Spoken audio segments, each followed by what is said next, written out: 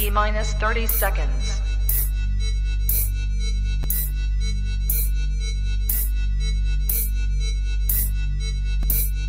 T-minus 20 seconds.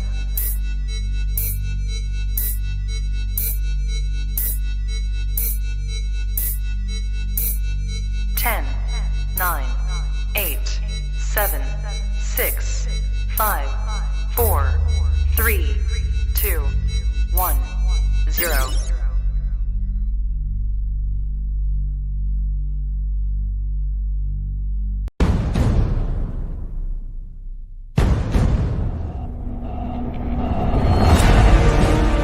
The Hall of Fame. Big box sale. Y'all must have forgot.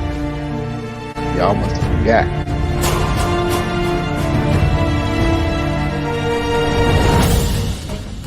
In the booties. Attention. Yeah.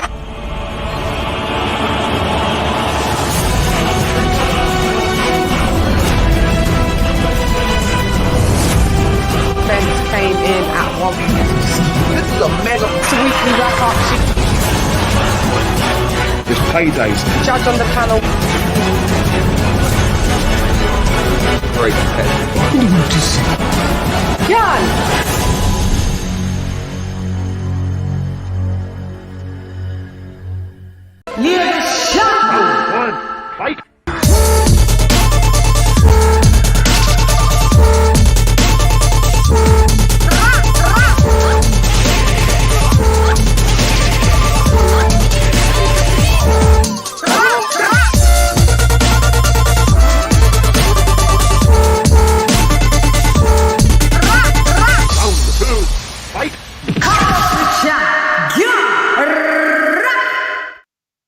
Yo, hey girl, it's LADYCHANDUNDEM and welcome to, we are at the weekly wrap up, Shiggity Shiggity Show, we're in the booties.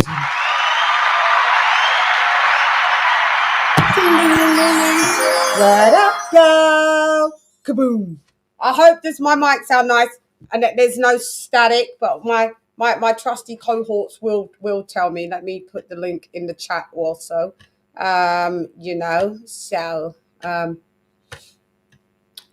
think AJ think it solves his problem, but when I watched playback yesterday of the show yesterday, your emoji in the end still wasn't on there. It came off, so but there you go. You might have to click on, and yeah. Okay, so we're gonna do the members only roll call. Let me just get a bit of this admin done. Oh God, it's get a bit of this admin done, did it? Let's go. As well. Hope you guys have had a great day. And everything is seeing you in health, wealth, moving in stealth. Oh, Jimmy. So let's do the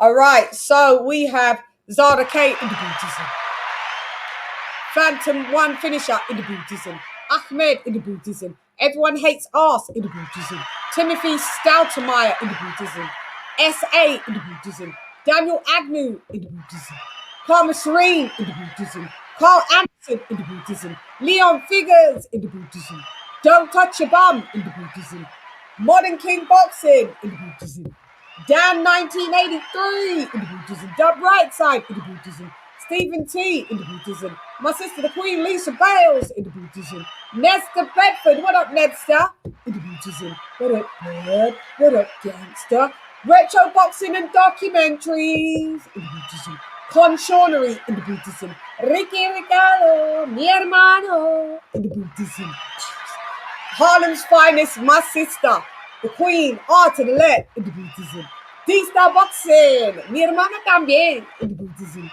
AJLJ in the bootism, Charlo in the bootism, King TJ in the bootism, RIP, something coming soon. Upload el primero, ya tú sabes, en el edificio.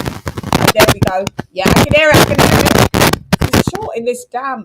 Okay, let's go. Come on, stop it. Don't do that to Upload. Type en primero, ya tú sabes. No. And last but not least, Wales's finest, Cardiff. Nearly forgot where you lived there, Queen. Dr. P. Okie dokie. So let me just do on the dashboard. Let me just put this so un momento por favor. Could be in the pic, sorry. Okie dokes. I hope you lot really have had a good day. You know, when I say that, it's not just for mere, you know, talk. I do actually hope that you guys, anytime, you know, you're having a good day, because it's never a nice thing when people are having a bad day, is it? So, let's get to the, please hit the like and subscribe for those who haven't, and share, because sharing is caring. And let's get this poll up to hit the like. Not the poll to slip, so I can slip down. You'd love that, wouldn't you? Not that type of poll. Have you hit the like? Have you hit the like? Have you hit the like button? Just quickly go out and quickly hit it. If you haven't now. Yeah, no. Come on. Kaboom. There we go, yo. So what's the scenario?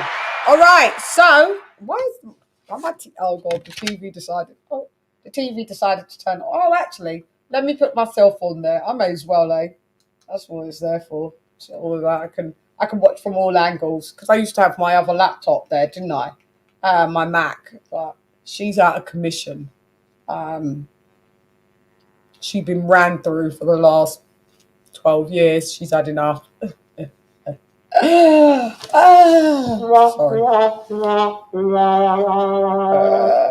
Okie doke. So introducing. Introducing. You don't have a picture. Introducing. It's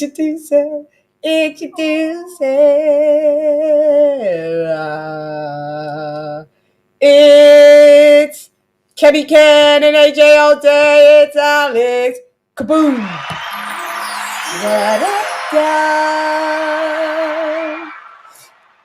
Alex, you don't have a picture.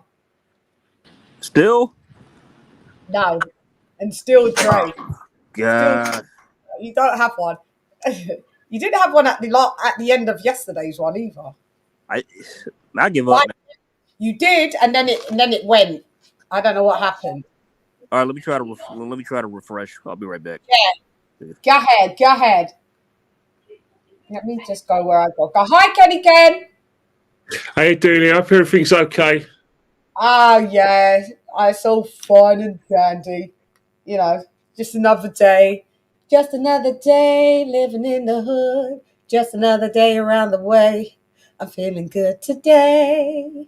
I'm feeling lovely. Eh? That was a Queen Latifah old school track. So, yeah. Is my lighting all good? Is everything all right? Let me just make sure. I feel like I look all right. On the TV, it's always different. Just have a look. Kenny Ken, talk to me. How have you been? I've been good. It's been a good weekend. You know, I got to see a good fight on a Thursday. There was a good fight on Frank Warrenfield. It didn't last too long, but obviously all the talk in the US was the Super Bowl. Now, don't want to offend anyone. I haven't got a clue what goes on with the Super Bowl. Wouldn't know. I had no intent to stand up for it. It doesn't interest me one bit. But that because I'm not pretend to talk about a game I don't know nothing about, but I do understand. And I've been Americans who come to this country that see the football. They say it's the biggest single event in their calendar. So yeah, I understand. Oh, it was wicked, Kenny Ken. I'm learning. I learn more and more about it definitely every Super Bowl from what I did last year to what I did this year. I've got the rules and I'm on it. I might even start, you know, get dropping some knowledge on bits and bits because I actually really loved it. So don't get Jacquay started with the Super Bowl because he thought they took a dive, and he was like the chicanery of it all. He was spitting molten lava. I was in stitches. So this is him with his super chat now. Let me just play the super chat thing. It's hilarious. I'm gonna laugh already.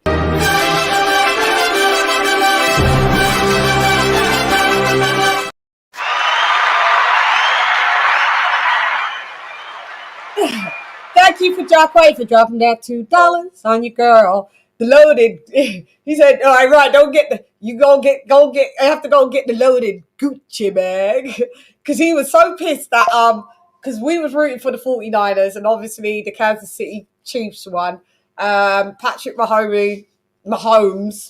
In español, Patrick Mahomes. No, you wouldn't even be able to say that. Gomez, because there wouldn't be the H. Gomez. But Patrick Mahomes. It's Mahomes, isn't it? Yeah, Mahomes. He is the MVP, Kenny. He's like the Ronaldo at the minute on American football.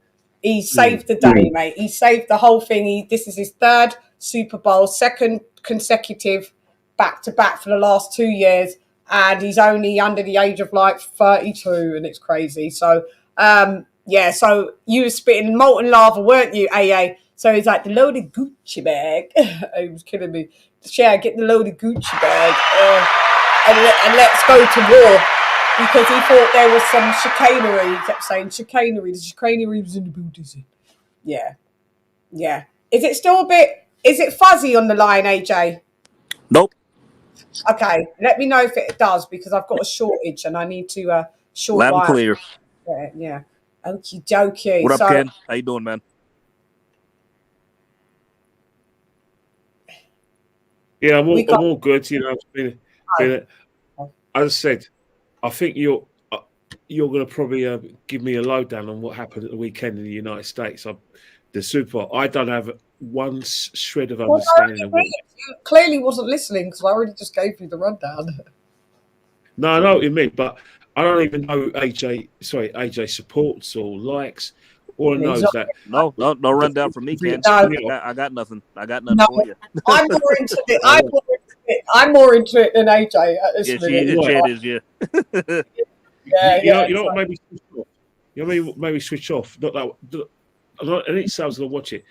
When I see them panning to Hollywood A-list stars. Yeah. Sorry. I'm out. The what's her name? Taylor Swift was annoying. It was just because she dates one of the geezers there, isn't it? So, and he was it the Super Bowl or the Taylor Swift Bowl? It was the Taylor Swift Bowl. It was. It's been so dated. So, hey, Bruce. What up, Joe? What up, Lisa Bales, my sister? Hey, sister. Hi, Lisa. Gotta get that dough, sister. Kenny Ken. Yes, he's saying hello to everybody. So let's just let everybody know where we at. We're at the weekly wrap up. Shiggity word.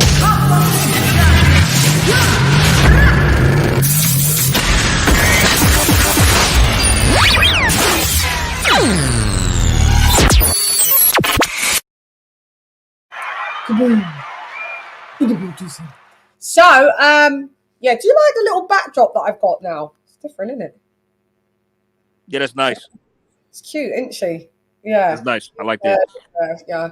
You get some little moving backdrops going on. Like, they allowed us to upgrade in our life.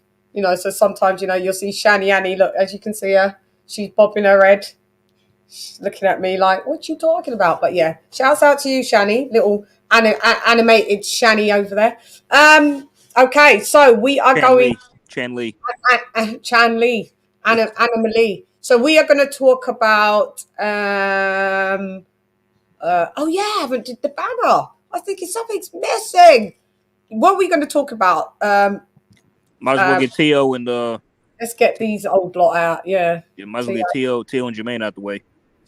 Teo and Jamaine. Oh, she's going to get covered up, aren't you, Shani Annie? Sorry, you're going to have to get covered up. Where we Teo and Jamaine kickstart it off. Kenny, I want to hear your opinion because I've been going back and forth with AJ about it. So we did our point score and rewatched yesterday. So just to the thing about it is that You know, I see where I don't. I've never seen someone fight on the back foot. You know, make yourself difficult hit. You know, being able to win a big fight like that. You know, I'm surprised. I'm surprised that that anyone had a different score to what the judges had, because I was looking at it, and although it looked good on the surface, and although it looked like Ortiz threw more punches, probably by single digits, I looked at the come forward guy and I said to myself, unfortunately in boxing, you have to take the belt off from the champion. I'm sorry, but you have to take the belt off him. And by taking the belt from the champion, he's getting in the second ring, trying to dominate. But for the last few rounds, make yourself difficult to hit, fight on the back foot, fight with virtually one hand. It was only a recipe for trouble. It was a recipe for trouble. Doesn't matter what the commentators state or what the crowd think. The judges are only going to pick the come forward fighter. So okay, point taken. But even though Ortiz did outland, according to I still had Lopez winning it. I really had Lopez. How many rounds? I had it pretty close. I had Lopez winning 7-5. Yeah, I initially watching it with the loose eye and not really scoring it. I kind of had it like 8-4 to Ortiz, 7-5 to Ortiz. Then yesterday we did the rewatch and point score. That's why I told you I got the days mixed up, and I thought yesterday was actually Sunday. And I got it. What did you have it, AJ? I got it a draw, 114 to 114. I had a 7-5 Ortiz. AJ had it 7-5 to Ortiz, and the other Popolot, he had it at 7-5 Teo. Teo. Yeah. So yeah, it was a bit of a tough one. So what would that have been? A split draw for us. Yeah. Be on a rewatch. Yeah. So yeah. Shouts out to us. It was a split draw. I'll make sure it is a split draw. So yeah. So you had it. You gave it to Teo solely based on. Where's you? I thought I saw the big star. Yeah, no. Hey, Beeb, you had it 7-5 Ortiz. Did you rewatch it and point score it, Beeb? Or did you score it as you went along? Feel free if you'd like to come on the panel. The link's in the chat. You're always welcome. But go ahead, Kenny Ken. Did you go ahead, sorry. Did you yeah, go ahead. Did I? No, from what go on. From what I saw, there were times in the beginning, for a middle fight, that I thought, you know what, he may pull it off. But when it came towards the end, I was concerned. I was really concerned with what I was seeing. I was seeing him, fend it off, fight on the back foot, and I was thinking, that's not. You got to be able to close that fight out a bit better than that. Right. If he come in those sort of like last few rounds, if he had come forward more in those last few rounds, I thought Ortiz wins it. But when you're on the back foot and the guy's coming forward, and you're not even nicking, in my opinion, not even nicking the rounds. I looked at it and thought, I think the guy's blown it here. And that's why I think he blew it. Yeah. Because I've seen it many times where some fighters think they've won, and then in the last few rounds, they take time off because their corners tell them they're winning it. I say, you're the boss in there. You don't take any chances. You try and see it out. You have, you know what I mean? Do you think he should have stepped on the gas because he didn't really, I can't remember, championship rounds for sure. He didn't really, clinched maybe one out of them. Do you think his corner should have told 100%. Yeah, they should have told him who was behind and tell him to come forward and try and see it out. If he'd seen it out, he wins. Look what happened with when Lopez fought Cambosis Jr. Cambosis Jr. put him down in a championship round. Lopez put him down. It was getting closer. He went and saw out the championship round. He went and saw it out and he won. That's what you've got to do. I know there's people who are watching that fight on Thursday, or in UK time, Elias you know, early as a Friday, but Thursday Yeah. night in prime USA, we'll probably be saying, Ortiz has got this, Ortiz has got this, Ortiz has got this. And I was thinking, just make sure of it. Make sure of it. He'll be kicking himself right now, thinking, "Oh, if only I took it to Lopez, run those last couple of rounds. I would have been me, and it'll be saying and you, not and still for Lopez. I genuinely believe that. Yeah. Yeah. I mean, All right. I know what you mean, but like I said on the rewatch, it wasn't too far off. I mean, I had it a draw. It was so shit. The fight was so shit. What up, David? You can come on. You can click the link as well. The fight was so shit. I mean, it didn't really matter who won at that point. I could get it Teo win, no biggie. I could see it Ortiz and winning. Okay, The fans lost on that one. yeah, that was really. I mean, Ortiz knows better than that. Coming off a Lomachenko defeat in the same manner as that, he let his foot off the gas in the championship rounds. He knows better than that. And you would have thought this is his first title fight after like having 22 fights. This will be his, what is this going to be, his second loss? Yeah. Second loss. Second defeat. Second loss, and he could have won that. So I don't know what they do with Ortiz. Is he a free agent then, Ortiz? I don't think so. I think he's on Top Rank. He's been boxing there for a while, so he's a Top Rank fighter. Yeah. Interessante. Yeah. No. You know why he's not a top rank fighter? Because Bob came and criticised and said that he was just basically trash. Oh, he's not. Okay. I figured he'd be boxing there for a while, so I figured he was. Bob said he was trash. So, yeah, I'm just thinking that he must be just, I wonder if he's just free agent then. Could be. Yeah, I think he's just free agent then. But I mean, go ahead, AJ. You give me what you think how that fight. You know. Get the fuck out of here, man. It's my night.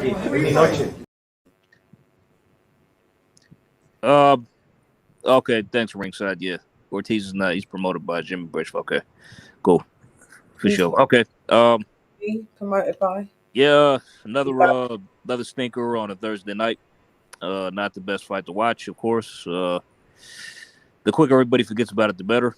I kind of sympathize with Ortiz, I do, but you can't expect to, be given a decision or be given a nod if you box like that. I mean, even though I do felt that he edged it, it's just he didn't make it dominant enough. Because like a good example of this is how take out Dimitri Bivol boxed in the Canelo fight. Even though he was boxing, he was still standing and just standing and trading and really asserting himself and using effective aggression when necessary. Even had Canelo up against the ropes a few times in that fight. Yeah. So that's how he made it dominant. I mean, and Ortiz really didn't do none of that. I mean, just petty patting, moving, hitting, moving. Just was really on the move. And so I mean, even though I wish I could sympathize with him, you can't box like that and expect to be given a nod on a big show like that. You just can't. Yeah. So I mean, it's unfortunate. Even though I felt he nicked it. He nicked it. Yeah. Just wasn't enough. Didn't do enough. Didn't make it dominant enough. Yeah. I'm so split because it's like you didn't do enough, but the game plan was still a good game plan that would have worked against Teo, which was working. But his output just diminished. It was very low. I mean, you were making him miss, but you weren't making him pay. Yeah. And, you didn't. I mean, you should have shoe shined a little bit. Throw some shoe shines in there, mix it up, and be on the move. Really confused Teo. Pivot. Shoe shine, hit. Mix it up, stuff like that. Switch hit, all that. Yeah. Yeah, that's for sure. We've got David, Lowe's Nose Boxing.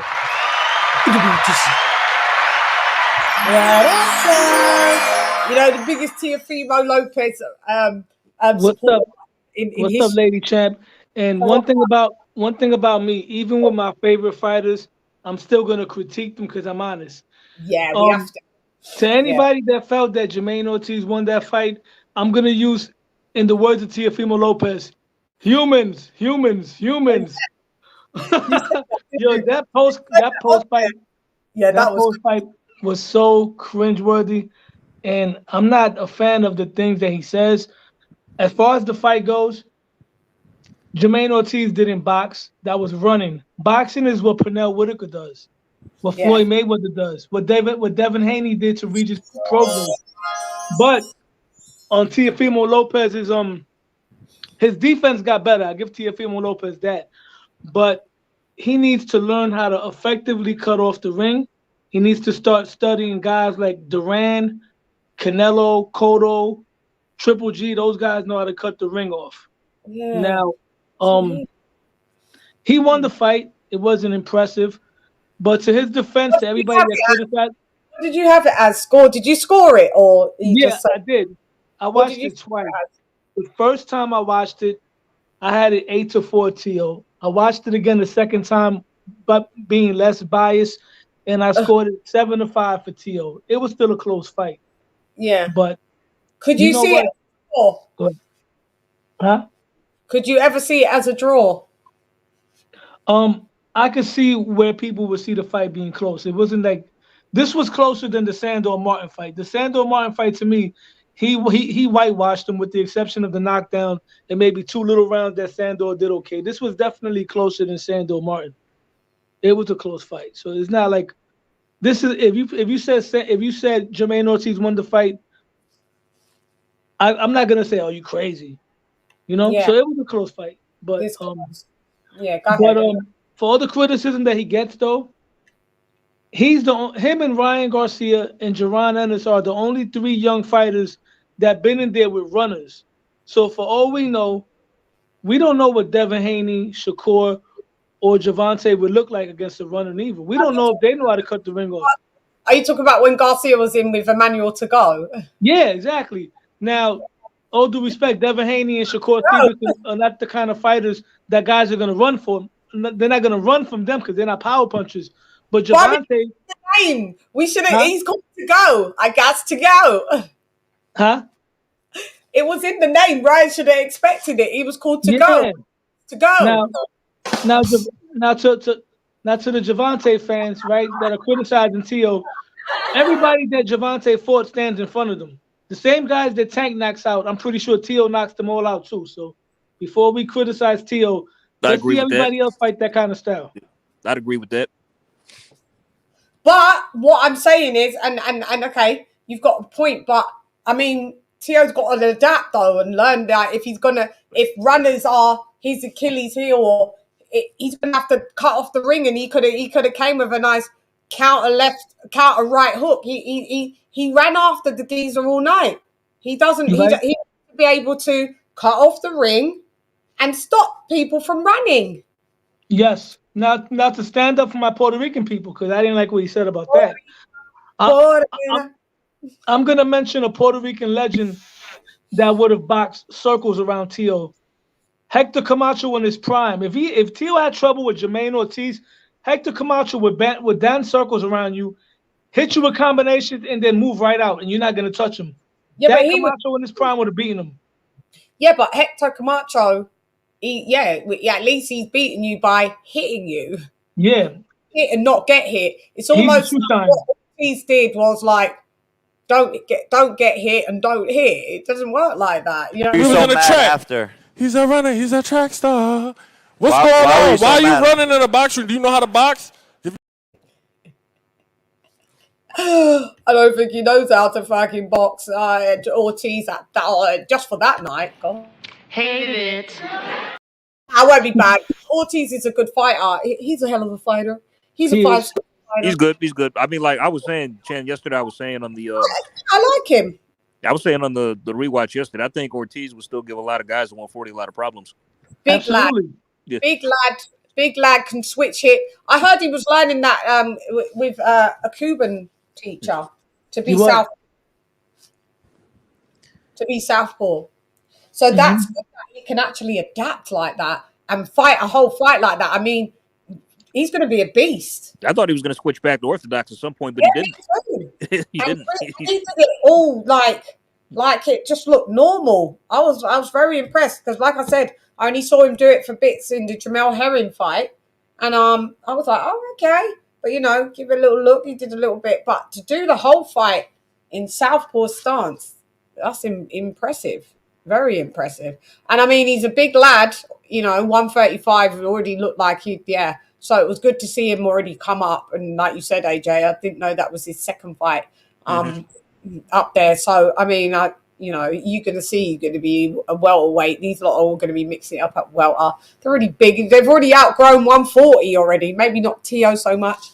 But because Teo did look like the smaller guy. But, I mean, Teo's got to learn to cut off that ring because he can't keep having people because when he does the stalking, when he becomes the pressure fighter, it doesn't go well for him because he's a natural counter puncher. He's a counter puncher.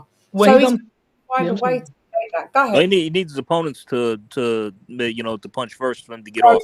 Yeah, but like when you cut the ring off, you got to use the lead hand. You got to use the jab. You got to feint the jab. Keep the lead hand going as he's moving back, and you got to skip. When he's moving to one side, skip to that side. When Jamaine Ortiz was turning to his right-hand side, Teo should have been meeting him with the left hook either to the head or to the body. Hopefully, him and his team go to the drawing board because they did show some things that they worked on from the past. Like I said, his defense got much, much better. I'm definitely impressed with his defense. But like I said, he needs to learn himself that much, though. Because, I mean...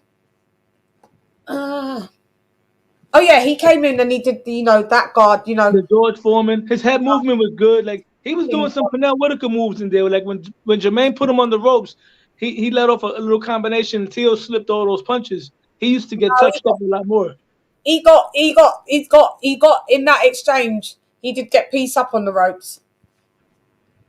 There was one exchange where I see him slip, and I was like, okay, I saw him slip, but the exchange where he got pieced up is where Teo tried to bait him in. Yeah, and then he ended up pieced up on that one. Yeah, but you're gonna get hit in boxing. Nevertheless, his defense did get better. The same way that going into the fight, he kept talking about that he'd been studying Willie Pep, and I noticed some moves. But Jamaine Ortiz is not the type of fighter to study Willie Pep for. You study Willie Pep when you're gonna fight a guy that's gonna come at you like a Subaru Matias. Yes. Against Jamaine Ortiz, you want to study Roberto Duran. Yeah. And I'm gonna tell you right now, Cotto at 140 in his prime would have hunted down Jamaine Ortiz and he would have stopped him. Cotto was one of the best fighters on the front foot. If you was gonna run, he was gonna cut you down and break you down. He was cutting you down. Yeah, Cotto had no problem with guys that move around the ring, and he was not a slouch when it came to boxing himself either. See, I mean, it's funny that you bring up Subaru Matias. He would suit Teo better stylistically. I think Teo.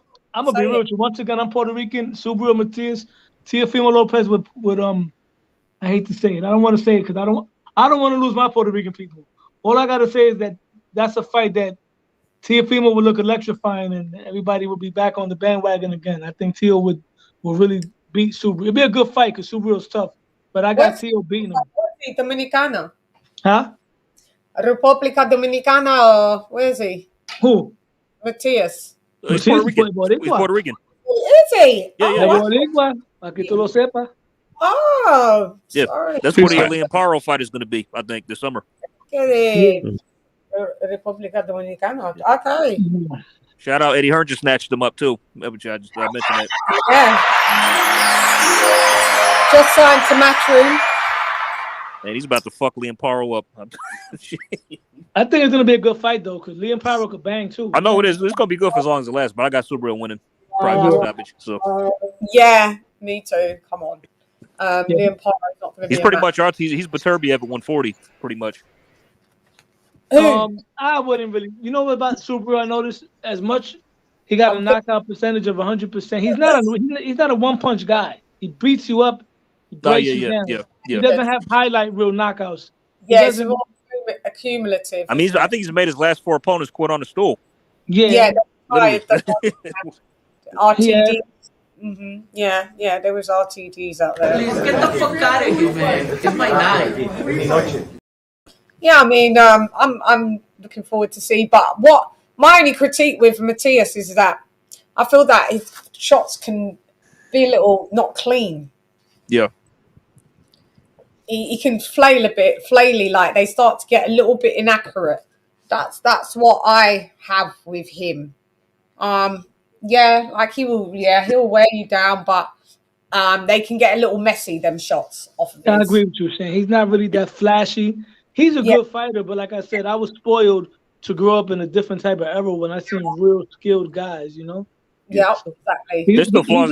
He's not defensively sound either. He gets hit a lot as well. He can get his hit, defense is a little bit underrated though, because I know he does catch punches pretty well. He's not a Brandon Reels. Brandon Reels was a punching bag. Subriel does have subtle defense. Yeah, he some elusive. He does, but he can still get hit though at times. Yes, he does. Does shots, yeah. He's not a Felix Trinidad neither. He's no Felix Trinidad. When he wants to be out the way, he'd be out the way, but he doesn't mind just being in your face and doing some catch and shoots and stuff like that. Like, because he's just going to be pressuring you, and then he'll let you take he'll take a shot, then and be like, all right, I've tested your power. I reckon I can walk through that. And then he just usually does and starts the accumulation, ramps it up. People either retire or you get dropped, you get fucked up. Like the first 2 rounds, that's a filling out process. Then, like by round 3 and 4, he gets started pretty much. Then, like by rounds 5, 6, okay, the guy's had enough usually, or just the damage is set in for the most part. I just like his shots to be a little cleaner. Yeah, that's all. Now, like in terms of I'd like to. I think my man Lowe brought up the post-fight interview from Teo. Humans. You know, I think Teofimo is really starting to rival Deontay Wilder in terms of delusion. God. It's muy malo. Delusion. Muy malo, mi hermano. You know, he's really turning himself into a heel. Because one thing I'm gonna tell you, even though he kind of cleaned up the remark he made about Puerto Ricans, that was not a smart move because. What did he say about Puerto Ricans now? Oh, I'll tell you what he said. They was talking about Subriel. He said Subriel Matias is one dimension, and he said Puerto Ricans for me are easy. I stay beating up Puerto Ricans, and I don't care how they feel about it. Oh. And then he cleaned it up. He said that he was talking about today's Puerto Ricans, not the legends, but he shouldn't have said that because his fan base. No, he still shouldn't have said that. Nah, man. He shouldn't have said that. No, he shouldn't, because he talked about us black people as well. Now you've gone to the Boricuas. And the problem is, the Boricuas was his fan base. Because remember, Teofimo doesn't really. He's Honduran. Hondurans are not good. That's not a boxing culture. His fan base in New York City, for the most part, were New York Ricans. We backed him up like we adopted him. Honduran, sorry, not being bad, but it's not. It's the Puerto Ricans. So yeah, especially in New York. Especially in the East Coast, Puerto Ricans were the ones supporting him. I said one time that I would trade, and I stand on it. I'll trade Edgar Berlanga, Josue Vargas, and Thomas Delorme for Teofimo Lopez and all his crazy antics. Yeah.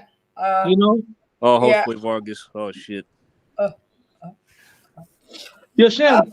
Would you do? Is that a good trade-off? Yeah. Absolutely. You need to put that thing up the trash. Put that up, man. Throw it in the trash. In the trash. Okay, let's get them all. Let's get them all thrown out. Let's get them all thrown out. Where's the trash when we need it? Eh? Yeah, they're going. Yeah, they're gone. Yeah, I'll take Teofimo and all his human and Rosa Parks. I'll take all that nonsense over the nonsense that came with that other guy. I mean, but seriously, like after the interview, I wondered, like, is he okay? Like, I mean, seriously, I was like, is he all right? Like, I don't know. I don't think he's all there. He's not tightly wrapped. I'm not sure if he's always been like that. Is it somewhere? Ain't no one told him, like. I think his dad's an influence, really. That's what I think. His dad talks shit. No disrespect. They ramble. So maybe it's just a thing that where it's just them. They ramble a bit. His dad said he won every round. Oh, God. His dad said he won every round. Yeah, of course he'd say that. It's your son, but, No, he didn't win every round. You know he didn't. You know he didn't. He didn't. But I mean, Kenny Ken, anything you'd like to interject? So Teofimo Lopez is managed to alienate black fight fans. Managed to It doesn't really matter because he's been a fool. Him and his dad made a pratz of himself when they fought Kambosos Jr. You know, his dad tried to take on George Kambosos Senior. That was a mismatch in itself because the guy's half his size, twice his size, and that didn't go off well. Oh, yeah, his dad mashed him in the face of the gym. I thought that was funny. Yeah. So, you know, he's been making a complete idiot of himself. But the problem is with Teofimo Lopez, ever since he beat Lomachenko, he's been a pain in the ass. I know. He was in the ass before that. Yeah, I think he's been a real pain in the ass. The Loma win. It's just after the Loma win. I know. I mean, like there were glimpses of it before the Loma. There were glimpses of it before the Loma, but after it just became like it just hit full circle after the Loma win. Like, to be honest, Teofimo Lopez's best performances was actually against Josh Taylor for me, because you know when the panel was talking about how he's a great counter-attacking fighter, and that's exactly his fight. You know, Josh Taylor. You know, his coach was telling him to, like I said, use the sort of like the southpaw jab, come forward, and Josh Taylor couldn't do it because every time he did it, he was getting beaten by speed of hand and foot, and he get caught with the uppercut. So that's where his performances are. But the problem with Teofimo Lopez is that his great performances are very few and far between. He needs to accept that he's not a catch. He's not a catch. And then when you've got a situation where the biggest sporting fan base for me, from a UK fan looking in from the outside, don't piss off you Latin Americans. For instance, don't piss off people in New York who are mostly Puerto Rican, who initially, if they didn't know who he was, thought he was Puerto Rican because the name Lopez and Puerto Rican. They probably thought he had Puerto Rican blood. But even though they found out his dad's Honduran, he's got Honduran heritage, they still took him as one son. Just was born in. So when you do that, that's a big one. And then all because you're not marketable, you're now saying, "Oh, to hell you the black fighters." The fact is, it's all about marketability. At the moment, you're not a marketable fighter, and that's no one's fault but yourself, your own. People want to see you in sort of high class fights, but please don't delude yourself with your price demands. You're not all that, mate. You're not all that. You're not a superstar. Yeah. Get a superstar. Even though that's what he thinks he is. What you are, running from afar. You know what's crazy? The truth is that. Well, hang on. Yeah, God, sorry. I was going to do a live dub play with Ortiz ran away. Go ahead. Even though he hasn't been a good draw lately, but being the fact that he's generated hate, that could also work for him because now a lot of people, especially when he fights somebody that's really good, they're going to tune in to see him lose. The detractors are going to see him lose, and if he goes in there and performs at his best when he's really focused, he's going to get a lot of people pissed off because he's shown that on the highest level with the best guys, he can really dominate. So like I said, if he learns how to cut the ring off, he's going to be harder to beat because I'm confident with him against anybody that comes forward, but I'm not too confident with him against Devin Haney right now. Yeah, but that's my issue with him, that the inconsistency of like what as a 2-division champ, right? And one unified as well, right? Whatever you want to put him in, but he was definitely unified, right? As well. Like, you should know these basic things, like to cut off the ring. He fights to the level of competition that's there. I think, like, when it's someone that he's really got his blood boiling for, like a Josh Taylor, I mean, because they had that back and forth. And I can't stand Josh Taylor, so I was Teofimo Lopez all damn day on that one. I didn't know that. God. I can't stand Josh either. He's he's a bronc. Even though I was wrong with him to win. I got that one wrong, but it was just all good. I don't really care who won. I didn't care. I think no. Oh yeah, you went with Josh Taylor. I went with for the win. I got a phone call. I got to get off, guys. I apologize. I'm going to get back on a little bit later, right? No hay problema. Salute, sir. All right, man. Muchas gracias. Buenas noches.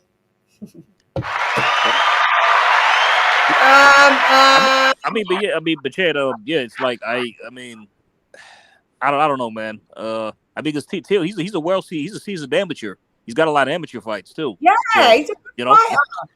I mean, that's a gronk. But Josh Taylor's a gronk. So I mean, by the way, the rematch is on with him and Catterall. You heard? I think for April. Yeah, April 27th or something. That no one cares. Who wants to see that shit now? Like seriously, like I'm not, man. Taylor's washed, been defeated by no titles on the line. Like what's the point? No title. You've been beat by Teofimo. We and you got beat comprehensively. We don't care. And God, stop it. That's people going. Oh, that's gonna be a great domestic dust up. If it goes down, I'm going with Jack this time.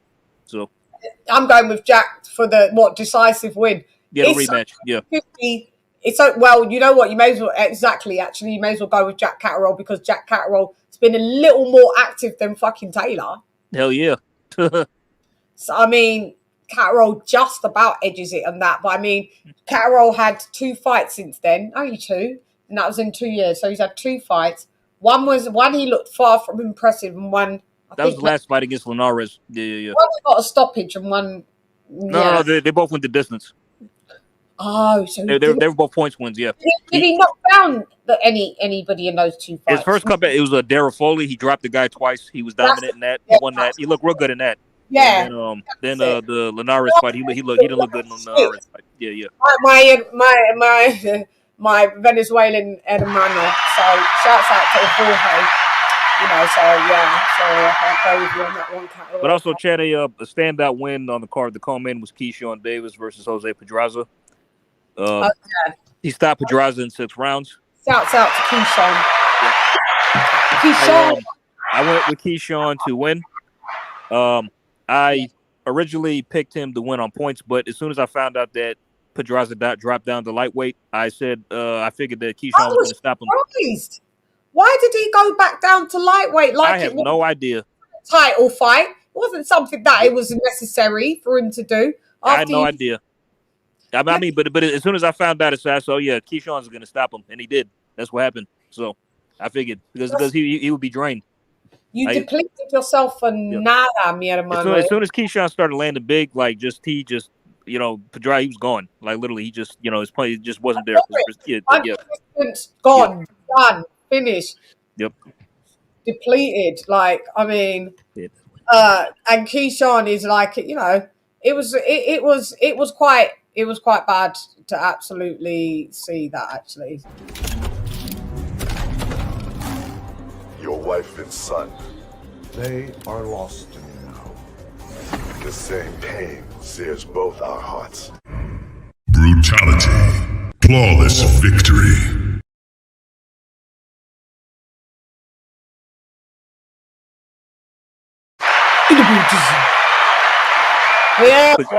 Pedraza, he's just the top-ranked gatekeeper now. Like, really. Yeah, that's what he is. I mean, pretty much. So 30s. He's in his 30s, isn't he? 34. He'll be 35 this year, I think. Yeah. So he's getting up there.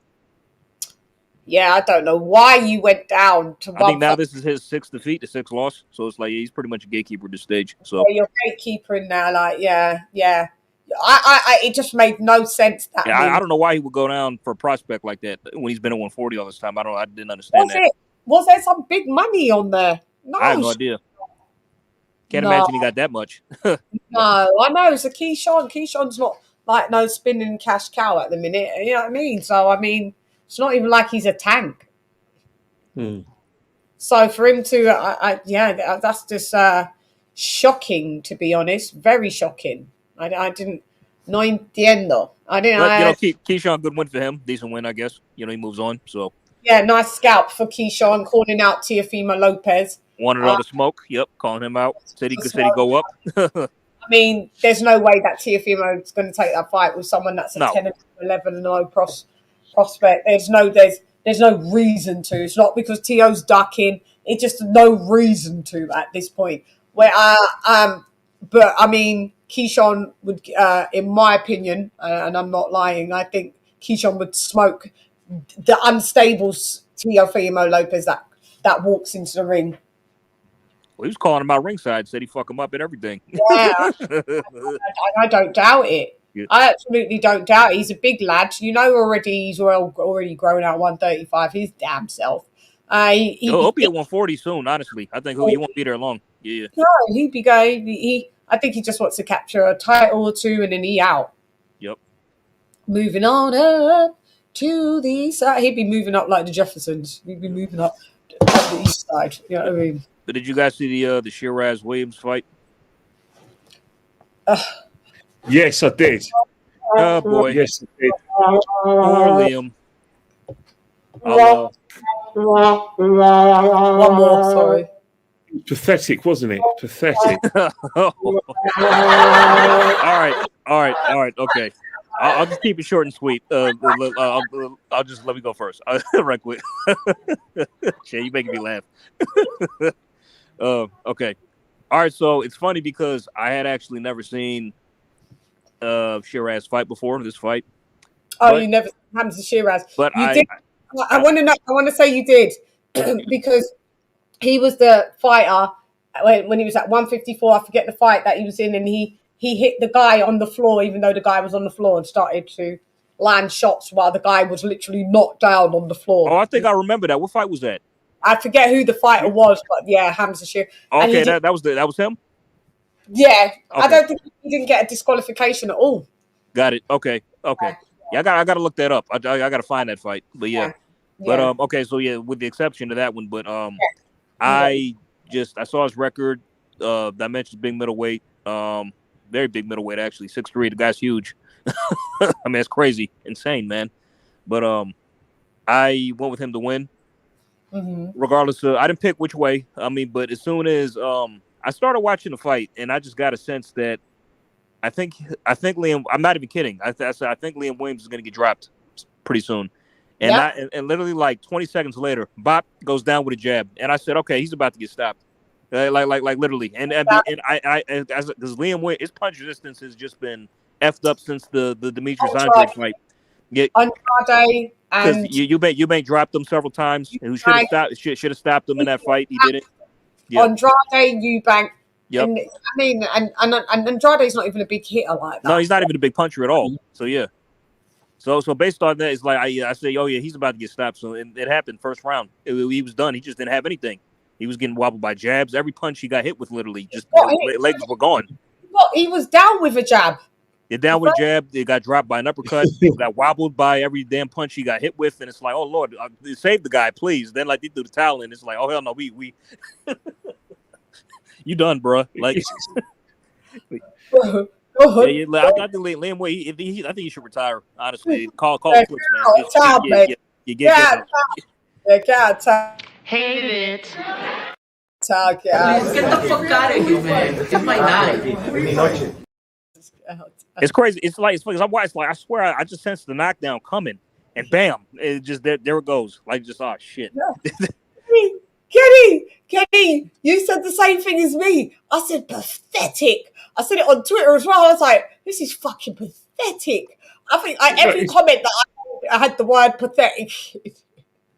Now, as far as Shiraz go, good win, but like it didn't really prove much because you fought a shot guy and beat a shot guy, really, you know.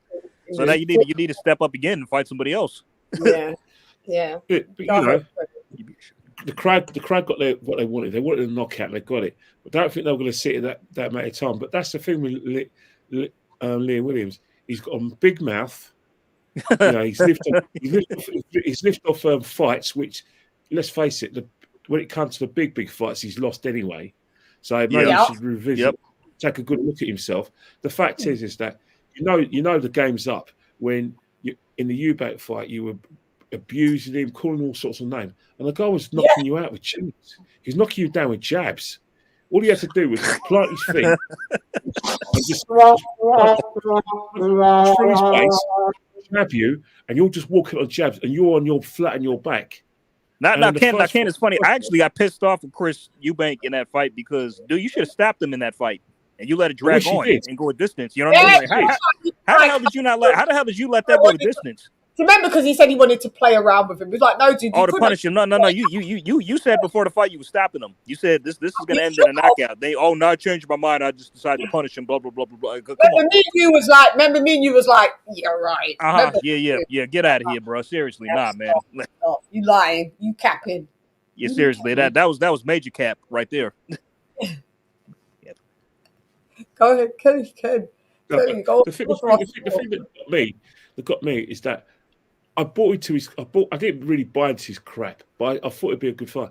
From the minute he went down with that jab, I went, oh no, and then there was a right hand that didn't connect properly, but just caught him, glanced his chin, he was on the floor, and then it was a left hook, which was a quick one, but it was basically turning his wrist, and he was wobbling. I went, please stop this crap, stop this shit. I love this shit, man. Just stop it. You waved the towel. Get this guy out of here. Like a pork chop. Yeah, go back to Wales, man. Go back to Wales and watch rugby or something. Go watch some rugby at Wales. He's never been a champion, has he? No. Never. No, Okay, has he? Has Liam been a champion? Has he ever been a champion? No, never. Right? I think did he fight Lee Beefy? Did he fight Lee Beefy Smith? He lost to him twice. Beefy Smith. Okay, that means he's never been. Beefy beat him twice. He beat him twice. Yeah, so he's fringe world. Yes, he's always never been world level. I got ya. Yeah. I wanted to give him that. He has at least been a champ. I thought he was a champ at 54, but really, this geezer said he retired, and then for all of a sudden, for all whatever purposes that he came out of retirement, and I knew Hamza Shiraz was gonna just kill him. I said it. Yeah, he's going to kill him. But I didn't know it was going to be in the one round. I thought. Yeah, I mean, based off that, man, it's like Liam. He needs to retire. I mean, before he gets hurt seriously. You know what I mean? If he continues, he's going to get seriously get hurt. Yeah. Because the guy's his punches is gone. He's got nothing left. Kenny said it. Pathetic. Kenny, I said the same thing, man. You know what killed it? You know the thing that killed it? You know who I'm really angry with? Really angry with? Who? I'm angry with Denzel Bentley. If he didn't lose his British title, he would have been fighting Shiraz. Because he lost his title, he could. That fight was set up for Denzel Bentley to fight him. Because I think Denzel Bentley would have given Shiraz a good, better fight. Who knows? He would have been 15. I agree that he went the distance when Yaddy back, so I believe that. Yeah. But because this guy, this Joker wasn't even meant to fight. This Joker wasn't even meant to fight. It was Bentley's gig, but for some reason, Denzel Bentley found a way to lose to a journeyman. To a journeyman. Idiot, isn't it? Just a bloody idiot. I know. And of course, Anthony Yard stopped that guy in 3 rounds, like we all thought he would. So that was a foregone conclusion. And showing you what my tweets were at that time. My tweets were basically about that. So let's go there. So I don't know if you lot can see my tweets. Let's go Zelda. I done said Craig Richards is overrated. Got to talk about Craig Richards. Oh yeah, he fought on the card too, right? Yeah. Did he win? Nikovic. Yeah, he won. He took the guy out. I forget 7. What was it, Ken? 7 rounds. Who's that? Craig Richards. Well, Yeah. I'd spoken to him 2 different times. I know that was it. Craig Richards, I forget who he fought. Just some thingy. But I said pathetic showing from Williams. Let me see what you said. Let me go up. Let me see what you said. Girl, let me read. Yeah, show us what you're saying. Yeah. Check on Twitter what they saying about the fight. Yeah, I had. Oh, yeah. Okay, let me see. Go now. I think it was it. Don't answer anything. Right there. You got it. Right there. Okay. I said pathetic showing from Williams. Like I said, back retired. I said Williams will permanently retired after this beatdown. Stand by, right? Oh, shit. And then I said pathetic showing for Williams. Like I said, back to retirement he goes. From Andrade knocked him down. I knew he was chinny and done from then. 5'9" versus 6'3". Lol, come on. You called it. I said Shiraz ends his career at cruiser. Oh, He's big. That's a big lad. That's a big fucking lad. Don't answer any questions for Shiraz yet. I mean, Williams ain't a test. Do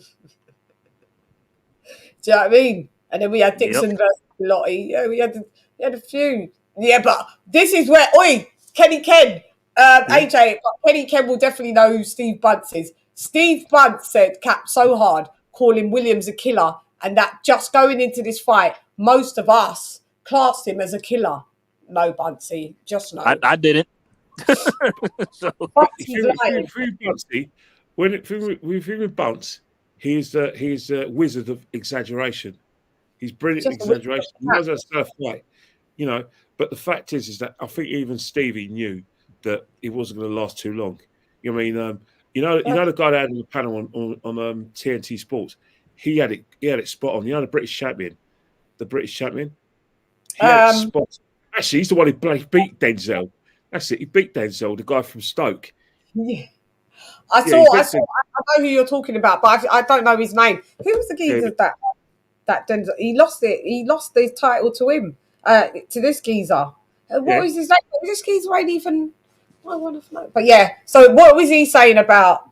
His name's Headley, the guy. I think he's Headley said. He said I don't expect this fight to go more than 4 rounds. So even he knew that Shiraz was give him an idea. We didn't think no one thought it'd be this quick, but for him to put some realism on the whole event, whilst Buncey was just trying to sell something that was unsellable, you got to rate that guy. But the fact is that is the level of the British scene at the moment. People like Liam Williams, and I think the middleweight scene ain't too great either. You know what I mean? It's not. No, it isn't. 160s a week. It's actually pretty poor. It's awful. Around the globe. Yeah, it's piss poor. Division. Dr. P. Williams 859s in platforms, maybe. I actually took it down from. I went down an inch by them what BoxRec got, what they announced him at the fight. They announced him as fight as 5'10". I purposely tweeted 5'9" because I know he's not 5'10". And 5'9" was being gracious because he's probably about 5'8", really. But did you guys see Buatsi call out Anthony Yard after his match? Yeah, let's talk about Anthony Yard's fight, though. There's not really much to say. I mean, we did what we thought he was going to do. Blew through a guy in 3 rounds. Made it look easy. I mean, this is my prediction on that as well. Let's have a go. Let's go over to Twitter Artsy over there. This was what I said. I showed some heart, but he just wasn't on the level, unfortunately. Yeah. I said. He was that. Yeah. I said. Yeah, you called that one too. Wow, past 3. Yep. Look dead. I don't expect this to go past 3. And then he's clearly out of shape. This is before, like, as soon as I saw him, I was like, no, this guy's done. This guy, this can't go past 3. I've never seen this guy fight, but I just said, nah, this can't go past 3. I said, nah. And then when I saw it in like round 2, and he got dropped, and he got out, and I thought, right, maybe he might go past. Because even round 1, I think he got dropped. Didn't he get dropped in round 1 as well? After the first and second round, but he was dropped. Maybe he's going to go past the 3 rounds or whatever. And then when it got to round 2, I think he got dropped or something. And his team sent him out for round 3. And I was like, why did your team do that to you? But look, and then I said, he already looks folded up. He caught Yard there with a clean couple of shots end of round. Just get this dude out now, please, Yard. You don't get paid for overtimes. Overtime. Thank you. Highlight this comment by MT in the chat. This is exactly what we've been saying.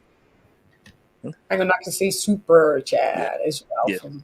Hang on. Super, yeah. Where was it? MT. Yeah, there you go. Frank Warren can't build fighters. Yard and Dubois face weak opposition, then get thrown into tough fights. Exactly what we've been saying.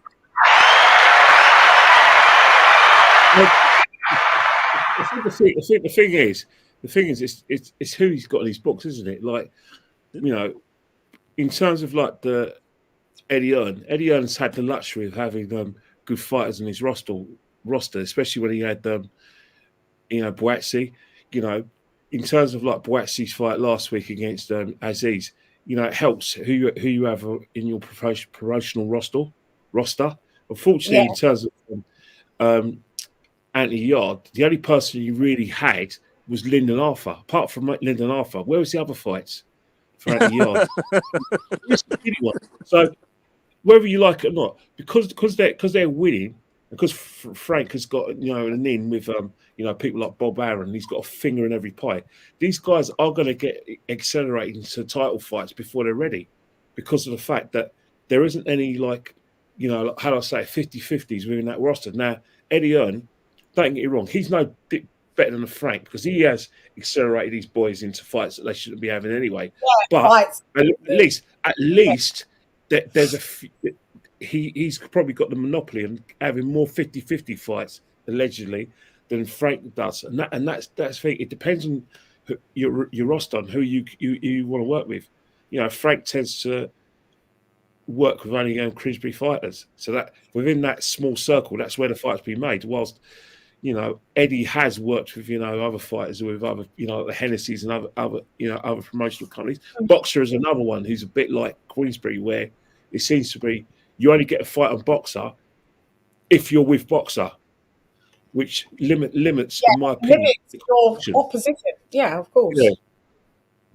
Yeah, Ben Shalom. I don't want to missay his name before anyway. Ben Shalom, he says, step your game up.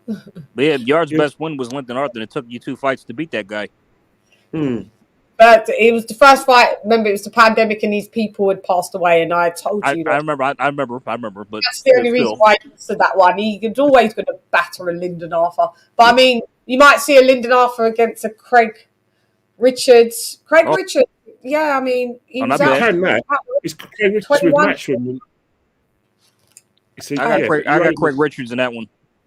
Yeah, same. Oh, don't know. It's Craig Richards. Arthur, of course, Craig Richards would wipe the floor with Lyndon Arthur. Well, I don't know. A couple of years ago, but I don't know.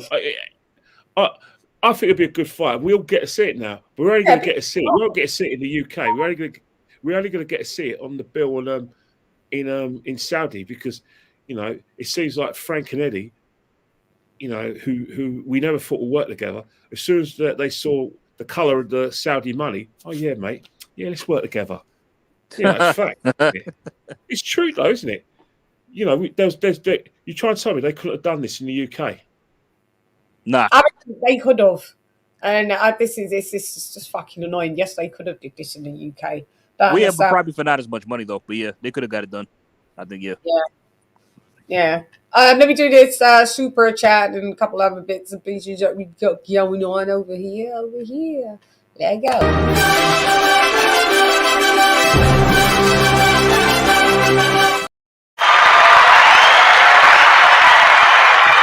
Shouts out to R to the Let, Harlem's finest, for dropping that $1.99 on your girl. Thank you, Arlette. Hey, beautiful, right back. Thank you very much, R to the Let. Yep. Love you. Thank you, Arlette. I mean, but Chan, if it wasn't for the Saudis, like Frank and Eddie, I've got just one more Yep. H is J to the AY. AJ. Yes, I think I do. Hang on. Yeah, okay. So we've got Fat, you back. You're back in the fold. You're back as a channel holy. Me bar brain splatter, what's the matter? Just start up, don't try, move the body, try, scatter, pick, pattering up all over your body, know your bruise and batter, tap, shatter. You never should do Allah. That's right. You're back. Thank you very much. Well, hold up, because I think I saw some more activity. I could see it on the TV that's why. Good thing to have the TV on. Okay, we had the loaded Gucci bag. Fatty! Thank you very much. You loaded. You gifted 5 Lady Chan members.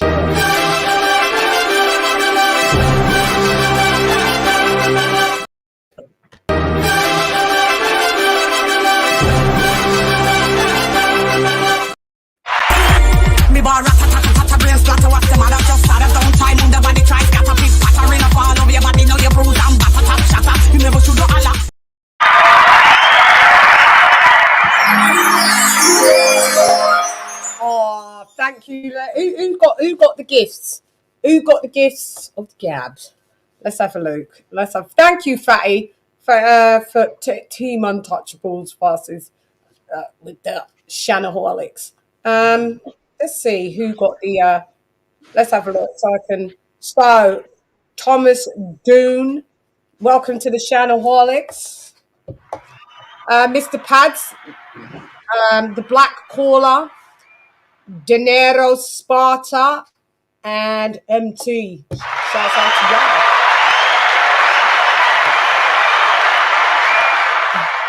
So there you go, Fatty. Thank you.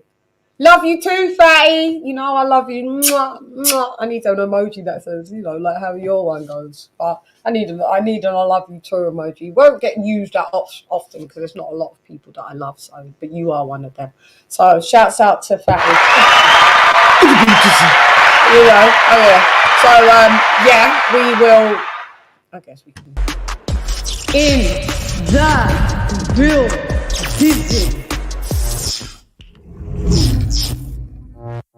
In the building.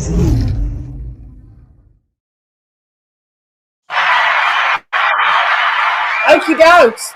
Yeah, go ahead. Go ahead, AJ all day. What was you saying?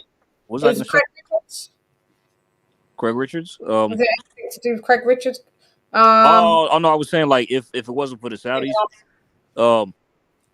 Frank and Eddie would still be at each other's throats.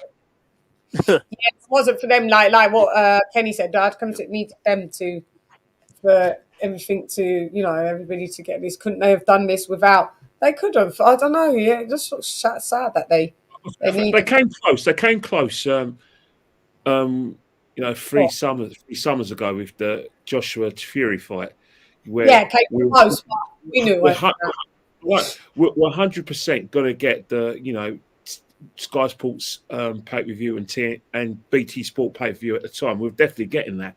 But unfortunately for Tyson Fury, he forgot that Deontay Wilder was going to activate the rematch clause. Had it not been for that rematch clause, Tyson Fury fights AJ. AJ does not fight Usyk. You know what I mean? Who knows what will happen? But that is the fight we all wanted. And instead, what we got was AJ getting dethroned by Usyk, and we got a third Fury Wilder fight that I don't think we really wanted. Really, I don't think anyone really wanted, but it turned out to be a good fight. But it's not what we really wanted. We wanted AJ versus Usyk. Very true. I recall Frank acting like that fight was going to happen, and Eddie doing all the groundwork, and they knew, and then they knew it wasn't going to happen. Frank knew that Tyson Fury Tyson Fury had a rematch clause. Yeah. And, well, see you in. Do you remember he came out? He was like, "I spoke to Prince Khalid." Do you remember? Yep. Yeah. Then a day later, what happened? And he was like, "See you in Saudi," and then the next day he was like, "Oh yeah, I'm fighting Wilder the third time, signing the contract, more like just with a smile on his face, happy." Yeah. And like, Eddie's got egg on his face. Yeah, so from then I didn't think it was ever really gonna, and that turned the relationship even worse. We don't believe you. You need more people. You need more people. We didn't believe you. So, but yeah, as you're saying, it still could have been done somehow, some way. But you know, that's out. So the Saudis are sports washing. They're doing. I know they were doing tennis, so they're doing snooker now as well. Wow, they're giving their money, aren't they? They've got the money. People, you know, the fact is, sportsmen would be absolute fools not to, you know, even work with the Saudis. You've got to go where the money is. The fact is that every sport needs investment. We're all crying out for it. The reason why the Saudis are able to, you know, dominate boxing like they were before now is because all the promoters, the USA, and I say it respectfully because I know AJ's from the USA, and I see the USA still as the boxing mecca of the world. You left the back door open, and if you leave the back door open, them thieves get in your house and take your jewelry, your best clobber, and that's why the Saudis were able to, you know, pay these big fees and dominate boxing because in the USA, it was only the UK was holding up its end when it came to big fights. The USA, and I say it respectfully, were not, not playing ball, and they were not holding up their end of the fight bargain. So they left it open for the Saudis. Yeah. Yeah, you're right. But is there anything wrong with the Saudis doing what they're doing? No, they're the best thing that's happened for boxing. Yep, I love the cards. I like the cards as well. So, I mean, at first I thought that maybe they don't really care too much about the sport, but the more I look into it, Prince Turkey seems to really, really be into the sport and wants only the best fights. So, so shouts out. As long as we get the greatest fights, I'm good. We got another Shannaholic. Let's go, and then we can move on to the last little segment. You're and sweet. Me bar rat brain splatter. What's the matter? Just start don't time in the body. Try scatter pick pattering up all over your body. Now you bruise and batter tap shatter. You never should do a lot. What up, Gerard? What up, Gerard? What up? Thank you for becoming a Shannaholic. Voy a parecer. Well, let's move on to the next part and the closing part of the show. Test your might. Test your luck. Okie doke. So we have Canelo basically coming out today. He's on Canal de Azteca in Mexico. He's basically going to be announcing his next fight, which will be, would it be Cinco de Mayo still, or is it on Cinco de Mayo? Is I'm he still assuming, good? yeah, I think so. Cinco de Mayo, and it's not going to be Mexican, Jaime. and It's not going to be Jaime. and it's not going to be a Mexican, and it's going to be an American. That's what he said. So no Bivol, no Jaime, no Benavidez. So is this? You cannot just please let you be announcing that it's Crawford, because we don't need all of this for a Jamal Charlo. Oh, I hope not. We don't. So I just want to get AJ's take, because I know you got a jello off quicker than everybody else. Oh Go yeah, ahead. just I hope it's not Jamal. I mean, he's done nothing to. I mean, what has he done to? He's done nothing to get Canelo fight, really. But I guess PBC fighters are just in a row of getting gift fights. We all know this, but I hope it's not Jamal. I hope it's either Bud or David by chance. Even though he's Mexican, he's still American by nationality. But so either Bud or David, either one. I hope so. I'm hoping it's one of those two. Yeah, I think we're 5 away from 5K, Dr. P. I think we're 5 away from 5K. I think. Are we? Somebody check.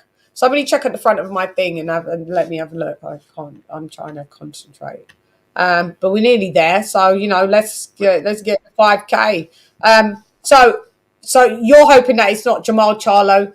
You're thinking it's Terence Crawford, because he definitely said he's not retiring, by the way. So it's not retirement. Oh yeah. So you thinking it's a Terence Crawford? I hope so. Either that or David. But most likely it's probably. I'm hoping it's Bud. So. Because David still, even though he's American born, they were still pitched as like Mexican against Mexico. I don't think it's a Benavidez. Yeah, but in that case, okay, I hope it's Bud then. It's a Bud Crawford, and could you imagine if it weren't Bud or Jamal? Who the fuck is it? Who could it be then? In that case, like who the hell? Yeah, and it's not Jaime. Then who the hell is it? So. Yeah, I don't know who else it could be. Okay, so we need one more subscriber till we get to 5K. One more. When I looked earlier today, it was 4. But people, they'll subscribe, and then when they finish, they'll unsubscribe, and then you fall back down again, because people do things like that just to be, a bit weird. But I mean, even though it was an announcement, it still really wasn't an announcement, because we still really don't know anything. We don't know. I mean, because I was hoping like it would be another opponent. Like, what's the next opponent you're gonna face? We weren't told that necessarily yet. Well, he did say that he'll be announcing, wouldn't it, the opponent? Will it not? I mean, the announcement was that he's going to be he extended his contract with the TVS Tech, I believe it was, or just that The contract. Yeah, I mean that he's going to have his fights out there in Mexico for free for his fans and not have pay-per-view. That was one. I thought that was happening anyway. I thought Canelo was doing pay-per-views anyway. When it's pay-per-views, it's always free in Mexico. Right. I mean, but so what was the? So I guess the announcement was that I guess he's going to be fighting an American opponent. Okay, who? that's like who is it? Yeah, who is it? Yeah, okay. That's what I'm saying. We still don't have an announcement. Yeah, I don't know who it is. What is it, Canelo? AJ, I know you got a jet and bounce, so I just wanted to get your take on this. Thank you very much, AJ or Dave. Thank you. I know you got a commitment that you have to adhere to, so thank you. You stretched the time. Thank you so much. Appreciate it. Thank you, Chan. All right, Ken. See you, AJ. Till next time. I'll catch y'all later. Yep. Yeah. See you in a bit. AJ's left the beauty. Kenny, and then there were two. So let's just bounce off just for last few minutes. So this Canelo thingamajig, you're in about it. It's been muted a long time. I don't think it needed Canelo for Canelo to make an announcement for us to always mute. It's going to be like on paper, it should sell. It's for TERENCE Crawford. It's probably the best time to fight Canelo. But I think more and I say it respectfully, more that he can actually get a big payday, a big payday. You know, which he deserves. I think he's got a chance of winning this. On paper, he's the most informed fighter out there. He's a fighter that's shown he can make that sort of transition. Canelo is one of the greats. Will go down as one of the greats of all time. TERENCE Crawford if TERENCE Crawford fights him and beats him, it'll be the biggest achievement of his life because he's going to have to go up weight. He's going to have to go up weight. To show that he's going to have to be able to transfer his power over. You know, to beat Canelo, he's going to have to knock him out. So if it goes to points, I don't think he'll be given. They'll let him win. So he's going to have to overcome so much adversity. I don't agree. Payday. You want payday? I know that.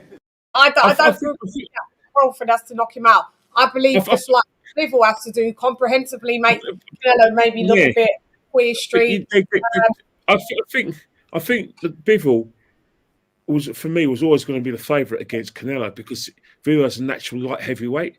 Yeah. So it was one of those things where Canelo would belt a box, he would have to do it, but Bivol has the boxing skills, he's got the speed of hand and foot, and he can stand in front of him and dominate him.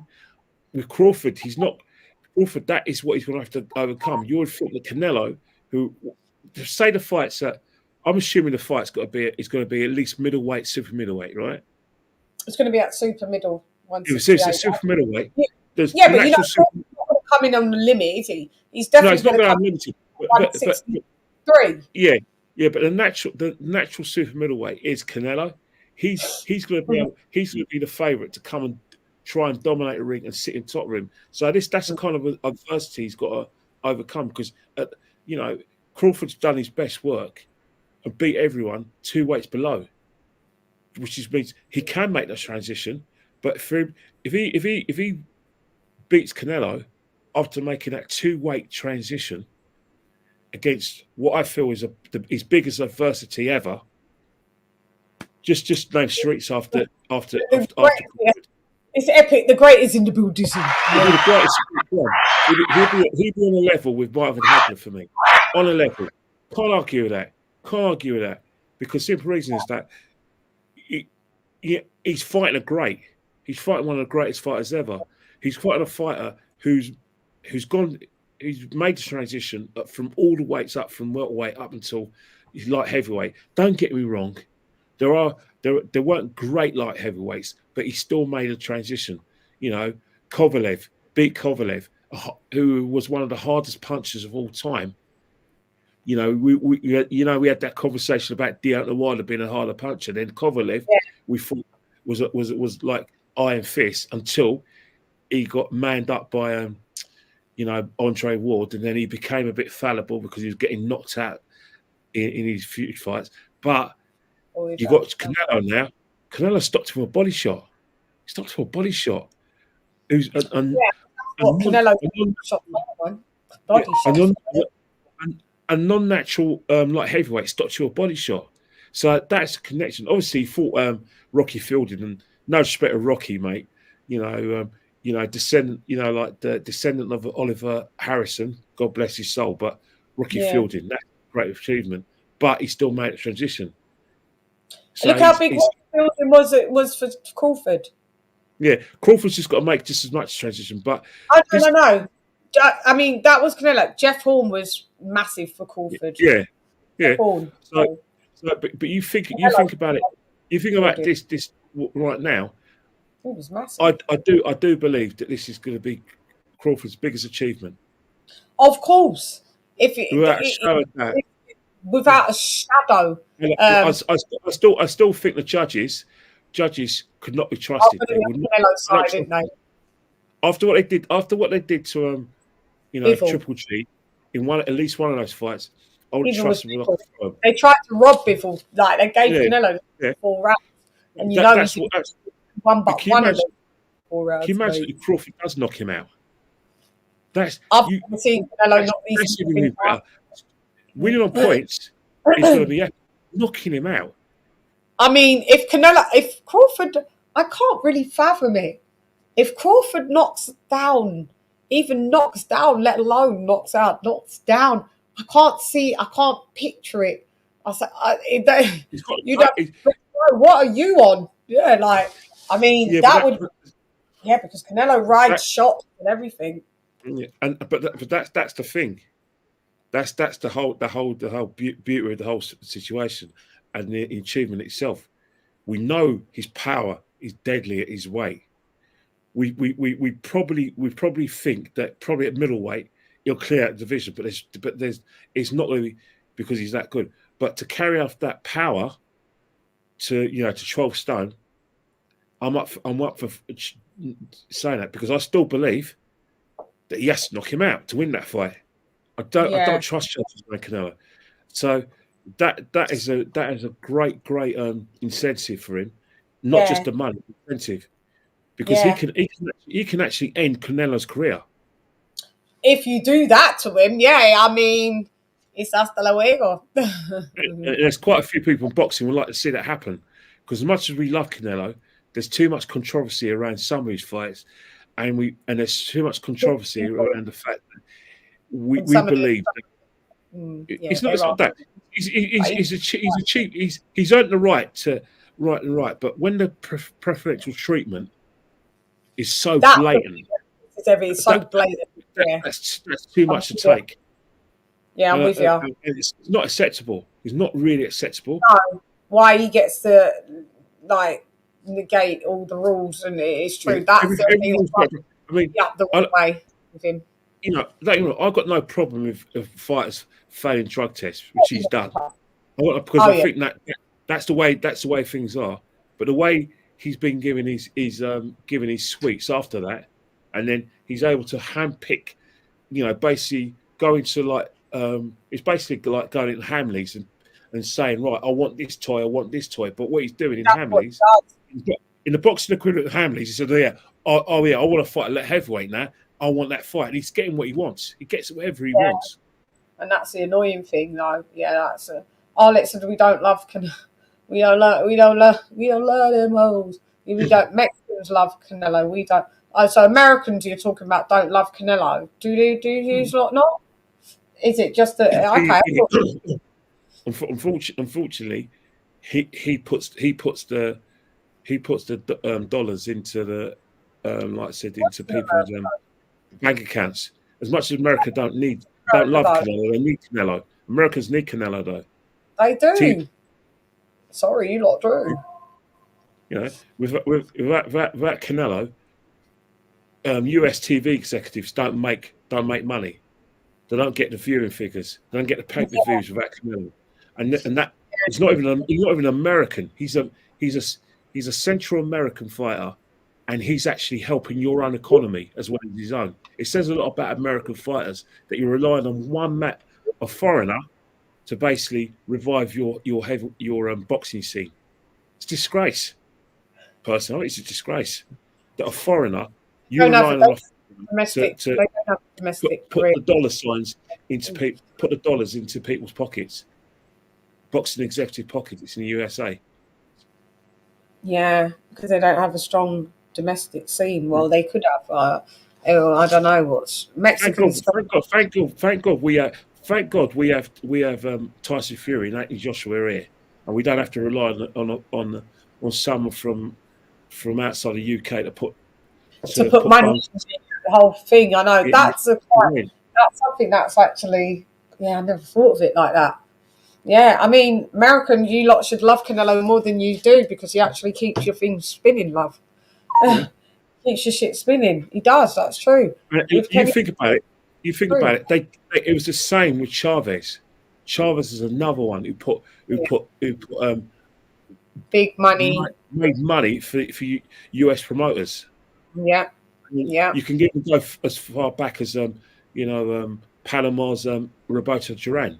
In fact, the American US boxing scene, Latin Americans have been a godsend. The dominant force for I mean, not at all times, just in the lighter weights. I would say you can talk about the big names, but people like Cuevas, another one, Monzon, another one who fought in USA, who put bums on seats. All Latin American, Spanish American, Latin American fighters. So, I'm not saying it, and that was when the US scene was strong. The US scene right now is very highly reliant on Canelo. Oh, God. Because no disrespect, I love Devin Haney, Lopez, Shakur Stevenson. They ain't money, are they? Like that. They've got a long way to capture his kind of like how to say. Yesteryear, so yeah. Bankability. He's bankability. You know what I mean? Yeah. Bankable commodities. Yeah. Yeah. Not such as bankable commodities. Yeah. It's a shame. It is a shame, and I don't know if it changes anytime soon. Canelo don't speak English. Oh, he does. That's why he does speak English now. Canelo speaks fluent English. Arlette, where have you been? He's been speaking English fluent. I think he's like Usyk. He's still comfortable speaking his mother tongue. No, that's a lie. I could show you. Canelo did the whole Breakfast Club interview in English. Oh right, fair enough. Obviously, speaking in dialect as well. And then he was like, he knew exactly what they were saying. In the UK, when we actually get to hear him here, I still look at situations and I still see the translators getting out when he's interviewed after fights. So maybe I've got it wrong. Maybe in other instances, maybe. If you look at his fights now, the only reason why at the press conference he'll have a translator, not he'll have a translator for them to translate for the Spanish audience. Oh, right, Spanish TV. Fair enough. Spanish TV, but no, Canelo don't need no. He learned English. He got fluent in English because that was one of the things that he felt that it was lacking in the crossover. But no, he's definitely fluent, big time fluent. Yeah. So it's a point well made. Is that the US market has been good for Mexican fighters, and Mexican fighters have been good for the US market. So it's one of those things. But in terms of like where Crawford can go from here, realistically, it's the only fight for him. Really, he's achieved everything. He's achieved everything.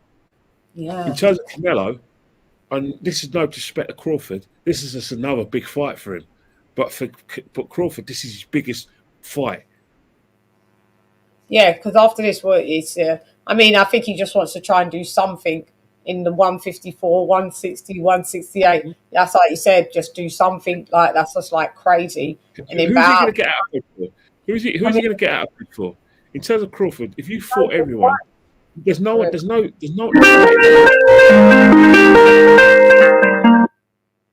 Hey sis, got Lisa Bales in the building. Hi. How you doing? What's up, sis? Hello. Nothing. Hey, Kenny. Hey. Hey, hello, Lisa. I was gonna. Hey, how you doing, Kenny? Hi, Lady Chan. Hey, girl. I was gonna. Hey, see the way they do it over here is different. Like,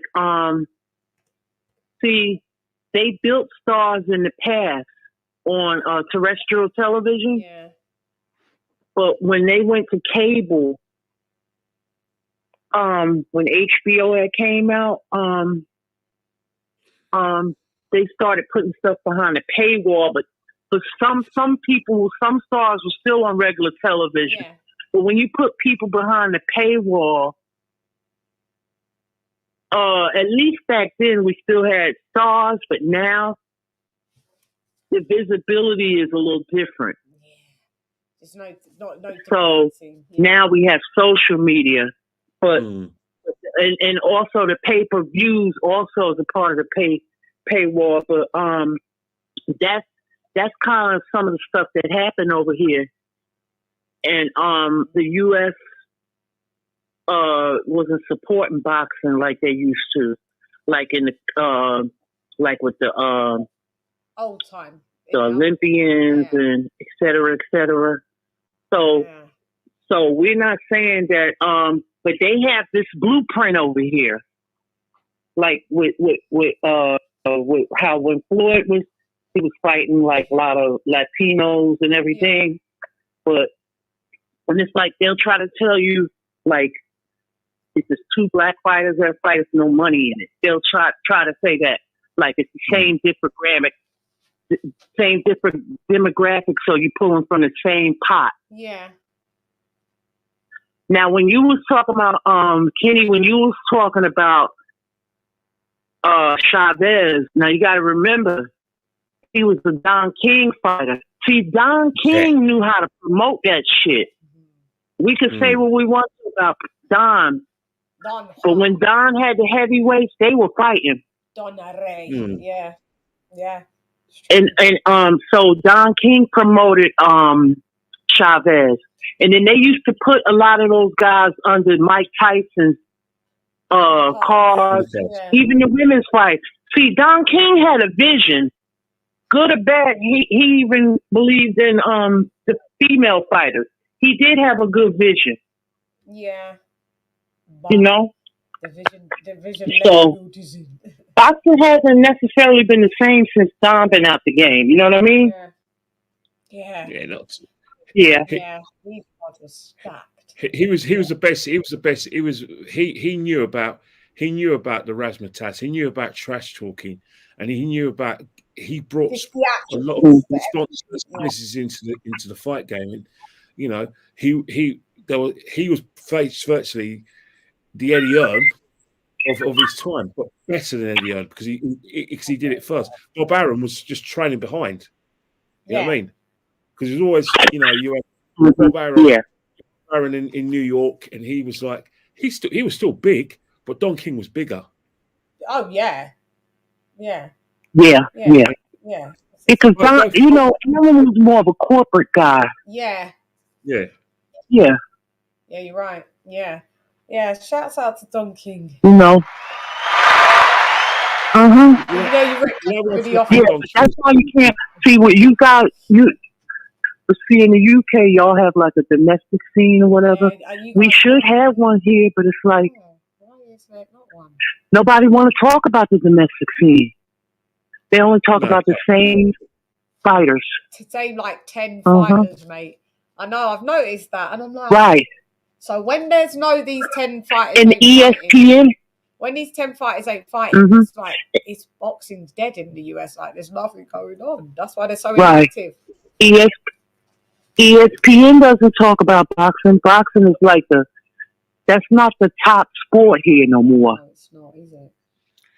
It's a shame, but I think in the UK, I think in the UK but in terms of like it struggles and it doesn't struggle. the extent that we still have to fight. To keep boxing in the Olympic Games, you still have to fight to keep boxing in the Commonwealth Games.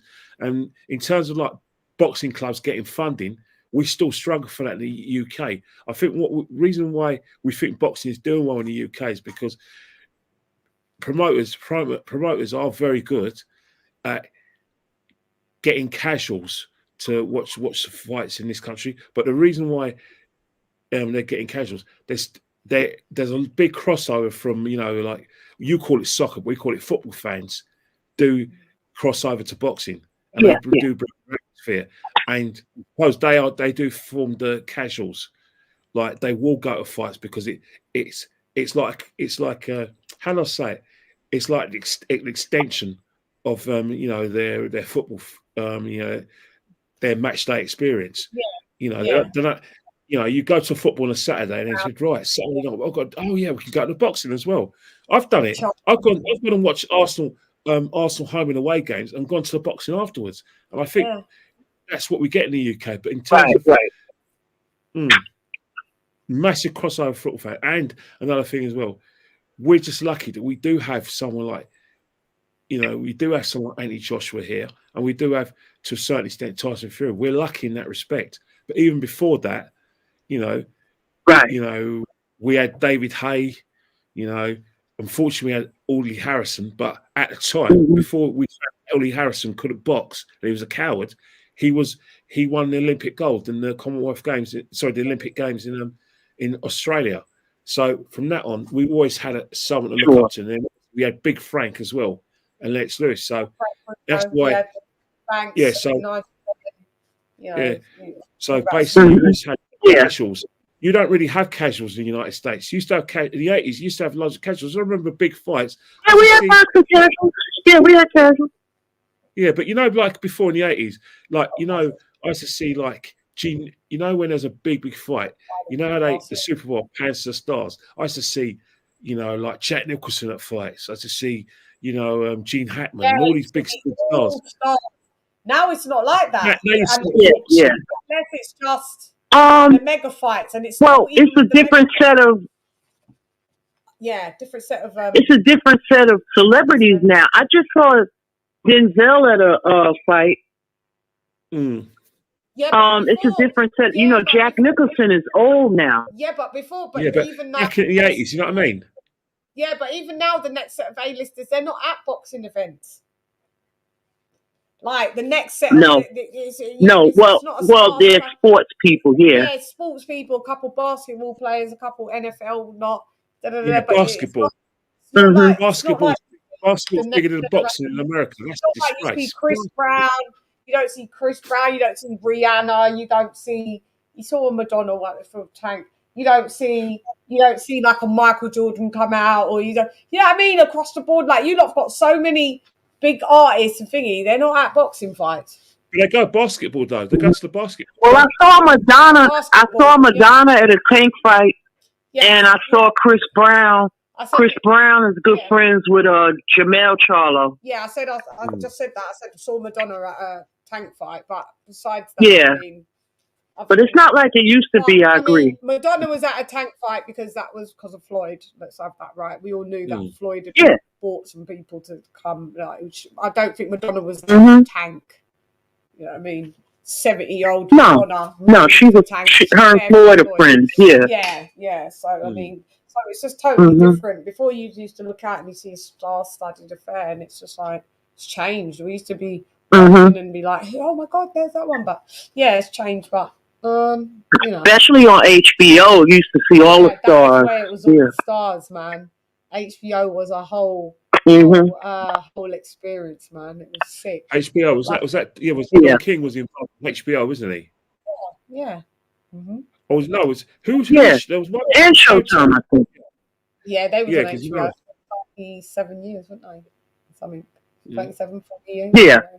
Yeah, so because he had Don King pretty much had all the heavyweights in America. Yeah, he did. Don King had it wrapped up and more or less. Yeah, he had that. Yeah, but he had the biggest heavyweight in Mike Tyson. How he got there, you never know, man. It was great. I think when when Mike Tyson did his best, it was okay for Mike Tyson to have John King as a promoter, but then as soon as Mike Tyson was talking to getting rid of Bill Clayton, and Mickey and Kevin, Rooney as well, his trainer and everything, and they just got this whole new team from Don King. I think that's where he went off the rails. But let's be honest, even when he had Customato, when he had Bill Clayton and he had Jacobs, he was off the rails. They just kept it quiet. They kept it out of the news. There was loads of stories going around. He's been and he's out of the ring, but he was so marketable. He had the protection then, and he had people who were getting paid off to keep it quiet. When Don King got in charge, everything Mike Tyson did was for sale. In terms of we all knew it became news. What you know what I mean? On the canvas, Yeah, that guy was right. Floyd had the people watched him because they hated him. They wanted to see him lose. Yeah, that's true. They sure did. That's another marketable thing that people that boxers can benefit from. We in the UK, for most of the 90s, we all hated Chris Eubank. We packed out venues to see him getting beaten up because we didn't think it was going to happen, because it didn't. We hated his fake posh accent. We hated his monocle. We hated his jug balls. We hated his boots. We hated the Jeep. His posturing. Yeah. We knew he was a fake. Yeah, he was really eccentric. Yeah. Yeah. But now we love him. He's such a character. It's wicked to watch his interviews. Like, whenever his interviews come up, I click on them straight away, mate. They're like an hour of joy, like of this. It's like Rastafari. Yeah, like, his son can't do it like him. I love him. Chris Eubank is the same. No, he's in a class for himself. Yeah, he's amazing. Chris. Yeah, and he was a great I hope they get in the Hall of Fame. They're up for this ballot, so hopefully, great. He should do. God, it'd be a travesty. I'm a big Chris Eubank fan. I wasn't at the time. I hated Chris Eubank. I really wanted Nigel Benn to punch him off. Did you go to love him afterwards then? I grew to love him after he retired. The reason why I liked him after the time, I always looked about. I remember when I was in my early 20s, and I thought, right, what were the best fights I've seen in the British fighting scene? And every time Chris Eubank came up, because I think it's an insult to call him Chris Eubank Senior. I know, it's just Chris Eubank, man. I know, it's Chris Eubank, yeah. Senior, Eubank. Listen, it's Chris Eubank, and that's it. You think about the fights he's been involved with, and all the big selling fights him and Nigel Benn were involved with. Obviously, you say Nigel Benn, but Chris Eubank, Nigel Benn, 1 and 2, sellout. Chris Eubank, Michael Watson, 1 and 2, sellouts. 2 million people. And we all I remember Michael Watson. Yeah, 22 million. I remember the Ragamuffin. Yeah. You think about the guy that Mike McCallum knocked out, Harold Graham. I remember all of them. Yeah. And that's the thing. You look at all those big fights in the late between 1990 and 1996. Chris Eubank was involved in most of them, and so was Nigel Benn. You know what I mean? And so you think about what he contributed to British boxing. Him and Nigel Benn did a lot for British boxing because, and I say it respectfully, we appreciate Lennox Lewis, but at the time Lennox Lewis was boring. He didn't have the personality in the 90s. We appreciate Lennox now, but let me tell you something. Now. He was a turn off. His fights were boring as well. I found his fights boring at the time because I didn't appreciate it. So? I think that I think back in the UK, there's a lot of people who were still massive Frank Bruno fans back in the 80s. So there was that rivalry. Plus, fact that he was he left England at 12 to move to Canada, there was always a school of thought, not from myself, because as far as I'm concerned, he's as English as anything. But there were still people who said, no, he's not English, he's not British, he's Canadian. So that it was that kind of thing. But what it was is that Big Frank was the nation's darling, Big Frank. You know, he crossed over to the working class Brits. He was one of them. He spoke in a Cockney accent. Plus another thing, well, they see him as Frank. Anytime Frank Bruno fought, everyone rushed on to watch Frank Bruno fight. Mostly from obviously the white community. They took him on to the extent that certain black people, you know, in the 80s, I don't think they were fair to Frank. I think they said things that were out of order towards Frank. You know, I wouldn't report on this. Yeah, it was out of order. It was wrong. And I think it contributed towards his mental health to extent that, you know, because the worst thing you call another black man. Yeah. Uncle Tom and all that. Yeah. And a lot of when a black person call another black person that's highly insulting. That was Lennox Lewis doing all that shit. Yeah, but it wasn't just Lennox. It was people in general. There were even situations where black British people, black Britons, and Lady Chan will confirm this. Black Britons wanted Mike Tyson to beat Frank Bruno, and Frank Bruno's British, and they're British, but they wanted Mike Tyson. I was Team Tyson, right? But that was the only time that we wanted. We wanted Frank Bruno to win. Just for that. But at a time, if you think about Mike Tyson, if you think about Britain in the 80s and the early 90s, a lot of young black Britons identified with Mike Tyson's story because they saw Frank Bruno as not one of their own. They saw Frank Bruno as Team Tyson. I say it respectfully. They saw Frank Bruno as a white man's black man. It's facts. Yeah, kind of like about coconut sellout. Yeah, he's a sellout. Right. Wow. Because and then you know, and then we were all like that when we were young. Yeah. I know it doesn't matter, but he had a white wife and this, and you know, so it added to the you don't like your own. You know what I see her out of order. You know why I don't respect them doing it.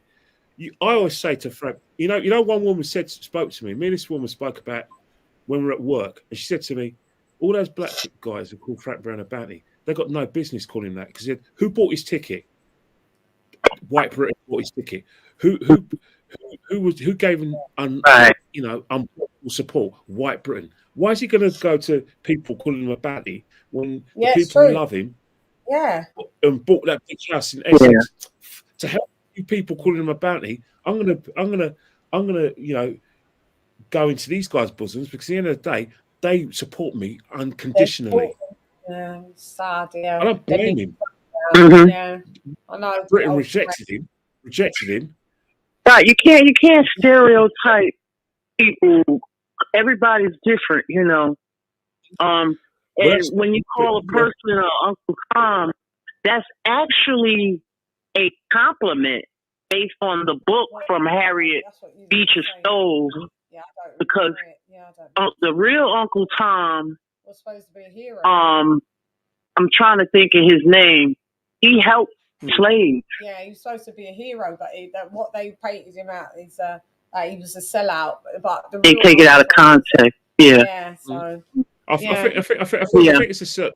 You know what it is? It's a whole situation. It goes back to black people look at the connotation of roots connotation, and like the Tom Sawyer books, isn't it? Tom Sawyer, very thin books where you've got this big black guy, he's big, and he goes, "Yes, sir, yeah," and they call every white man sir, and every white woman Mrs. And they kind of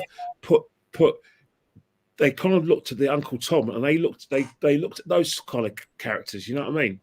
The Tom Sawyer, Huckleberry Finn character, black man, and they a lot of black people in this country. You've got to remember, in the 80s, you had stop and search.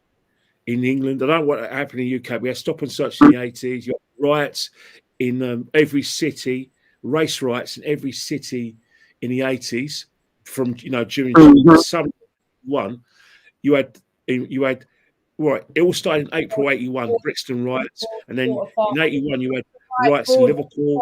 Every British city where there's a black population had rights with police. And then after that, you had stop and search. So they were angry. They couldn't see Bill Frank as an actor. Yeah. I understand. Yeah. Broadwater Farm, didn't it, as well, Kenny Ken? Yeah, obviously 85 as well. And then also there was a riot in Brixton in 85 as well. So it was the Brixton riots. Yes, really? Okay, I got to look that up here. Yeah. 1981 was the summer of the riots. I know about the Windrush because I watched a documentary about that. Yeah. But just look about the riots of 81. You know, St Paul's, Toxteth, Moss Side, Brixton riots. But there was 2 riots in 81 in Brixton, and all of it was to do with, you know, black men's relationship with the police. And obviously you had an active National Front during that period as well. So, you know, it was like really, really like you know, like I said, how do I say it? Controversial times in Britain. You know, Britain was coming to grips with its black population, and and there's a divide between the black population and the police and the authorities. You know, the same thing was going on here in America in the 80s too. Yeah, same off. Shit. Let's do this. Yep. Had a look.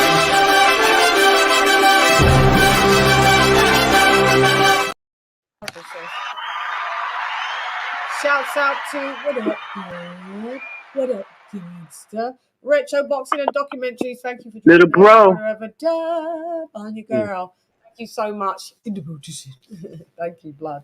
Thank you for the $5. Yeah, man. $5. Yeah, I mean, that was the good old Blighty. Yeah, so we had similar stuff for sure. Oh yeah. Yeah, some similar shit. But Yeah, I mean, crazy. Yeah, it was crazy. We've covered all topics, guys. I think we have. We have. Right. I'm going to leave you because I've got work tomorrow. But you know, Lisa, thanks. It's been a long time since we've done a show together. Lady Chan, thanks for having me on as well. Next week, I've got away next week and Arsenal playing. So I'm going to see you again in 2 weeks' time. The biggest thing that but one thing I will say is that it's such a shame that we're not talking about Usyk versus Fury. That this show should have been dedicated to preview Usyk Fury. Because of some stupidity and carelessness from Fury's camp, we're not going to we can't look forward to that this weekend. Carelessness, stupidity, irresponsibility on all 3 counts. Shame. Wow. Yeah, such is life. But we'll get there in the end, I'm sure, in May. Anyway, see ya. Bye. Yeah. See you. Thank you Bye. for being here. See you in a couple of weeks. Right, Kenny Ken. Take care. All right. Have a blessed one. Kenny Ken has left the booties. My mic's mad far now. I'm like, it's all the way over there.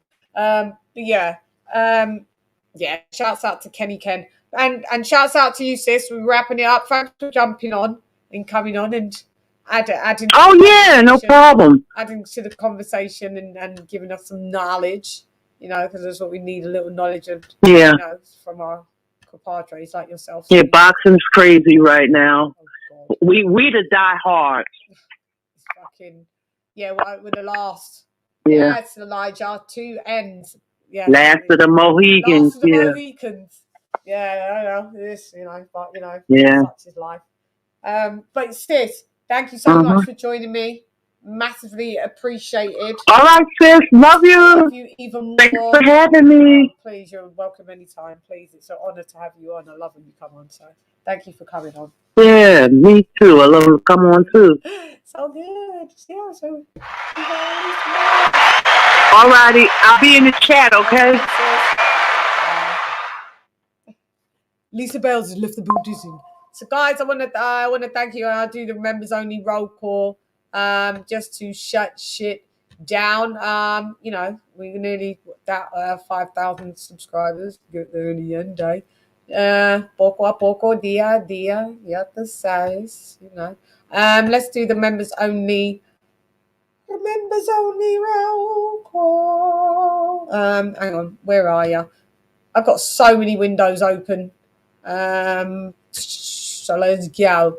So are we ready? Let me turn that. I noticed that I have my thing really loud. So I've got to turn down the claps and all that, you know, because then you can hear who I'm absolutely, you know, shouting out for the members only. So we've got new member Gerard in the bootism, Team Fatty in the bootism, Thomas Doom in the bootism, the Black Crawler in the bootism, MT in the bootism, Dinero Sparta in the bootism, Mr. Pads in the bootism, Zara K in the bootism, Phantom One Finisher in the bootism, Ahmed in the bootism, Everyone Hates Arseholes in the bootism, Timothy Stoutmeyer in the bootism, SA in the bootism, Daniel Agnew in the bootism, Karma Serene in the bootism, Carl Anderson in the bootism, Leon Fight Fan Figures in the bootism, Don't Touch Your Bum in the bootism, the name that you lot have got, Modern King Boxing in the bootism,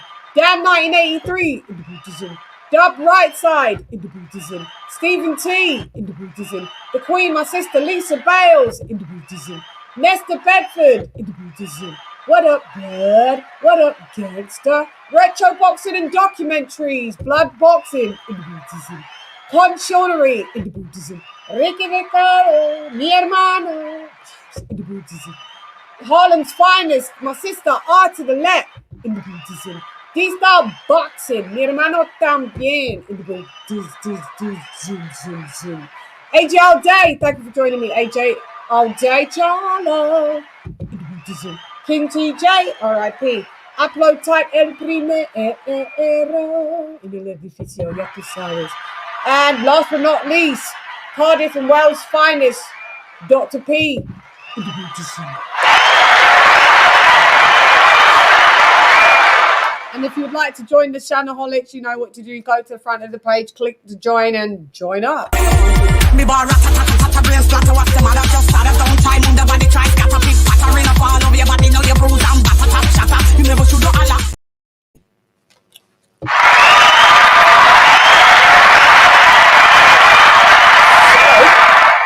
Okay, so, you know we're here to tell the truth, the whole truth, and nothing but the truth, so help me. What? Colonel Jessup, did you order the code red? You don't have to answer that question. I'll answer the question.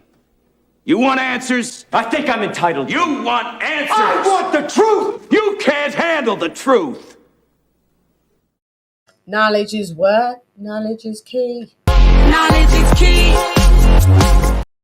Say it for Guan, you know. So if it one, not for that say nothing because nothing not a one.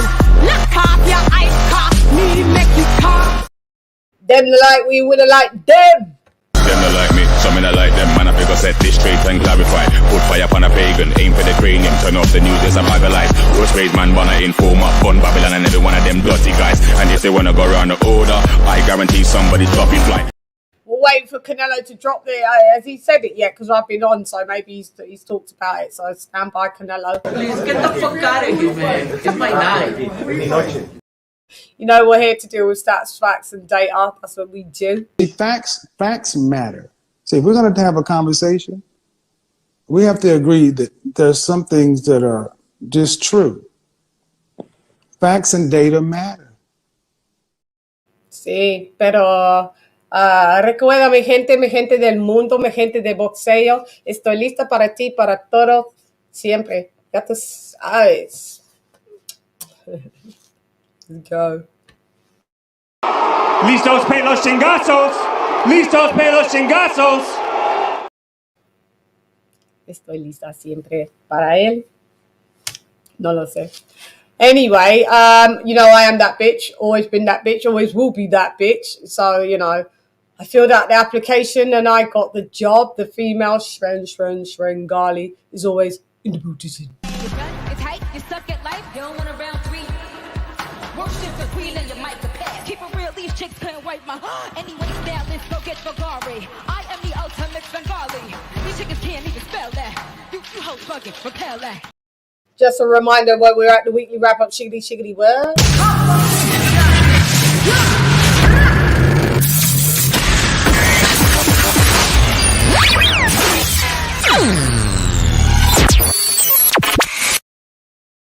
tidy in the buildings in Dundon season stuff, you know, opening in the next couple, it's T-minus a few days, so stand by.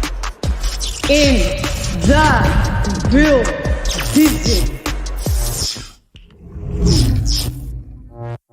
In the building.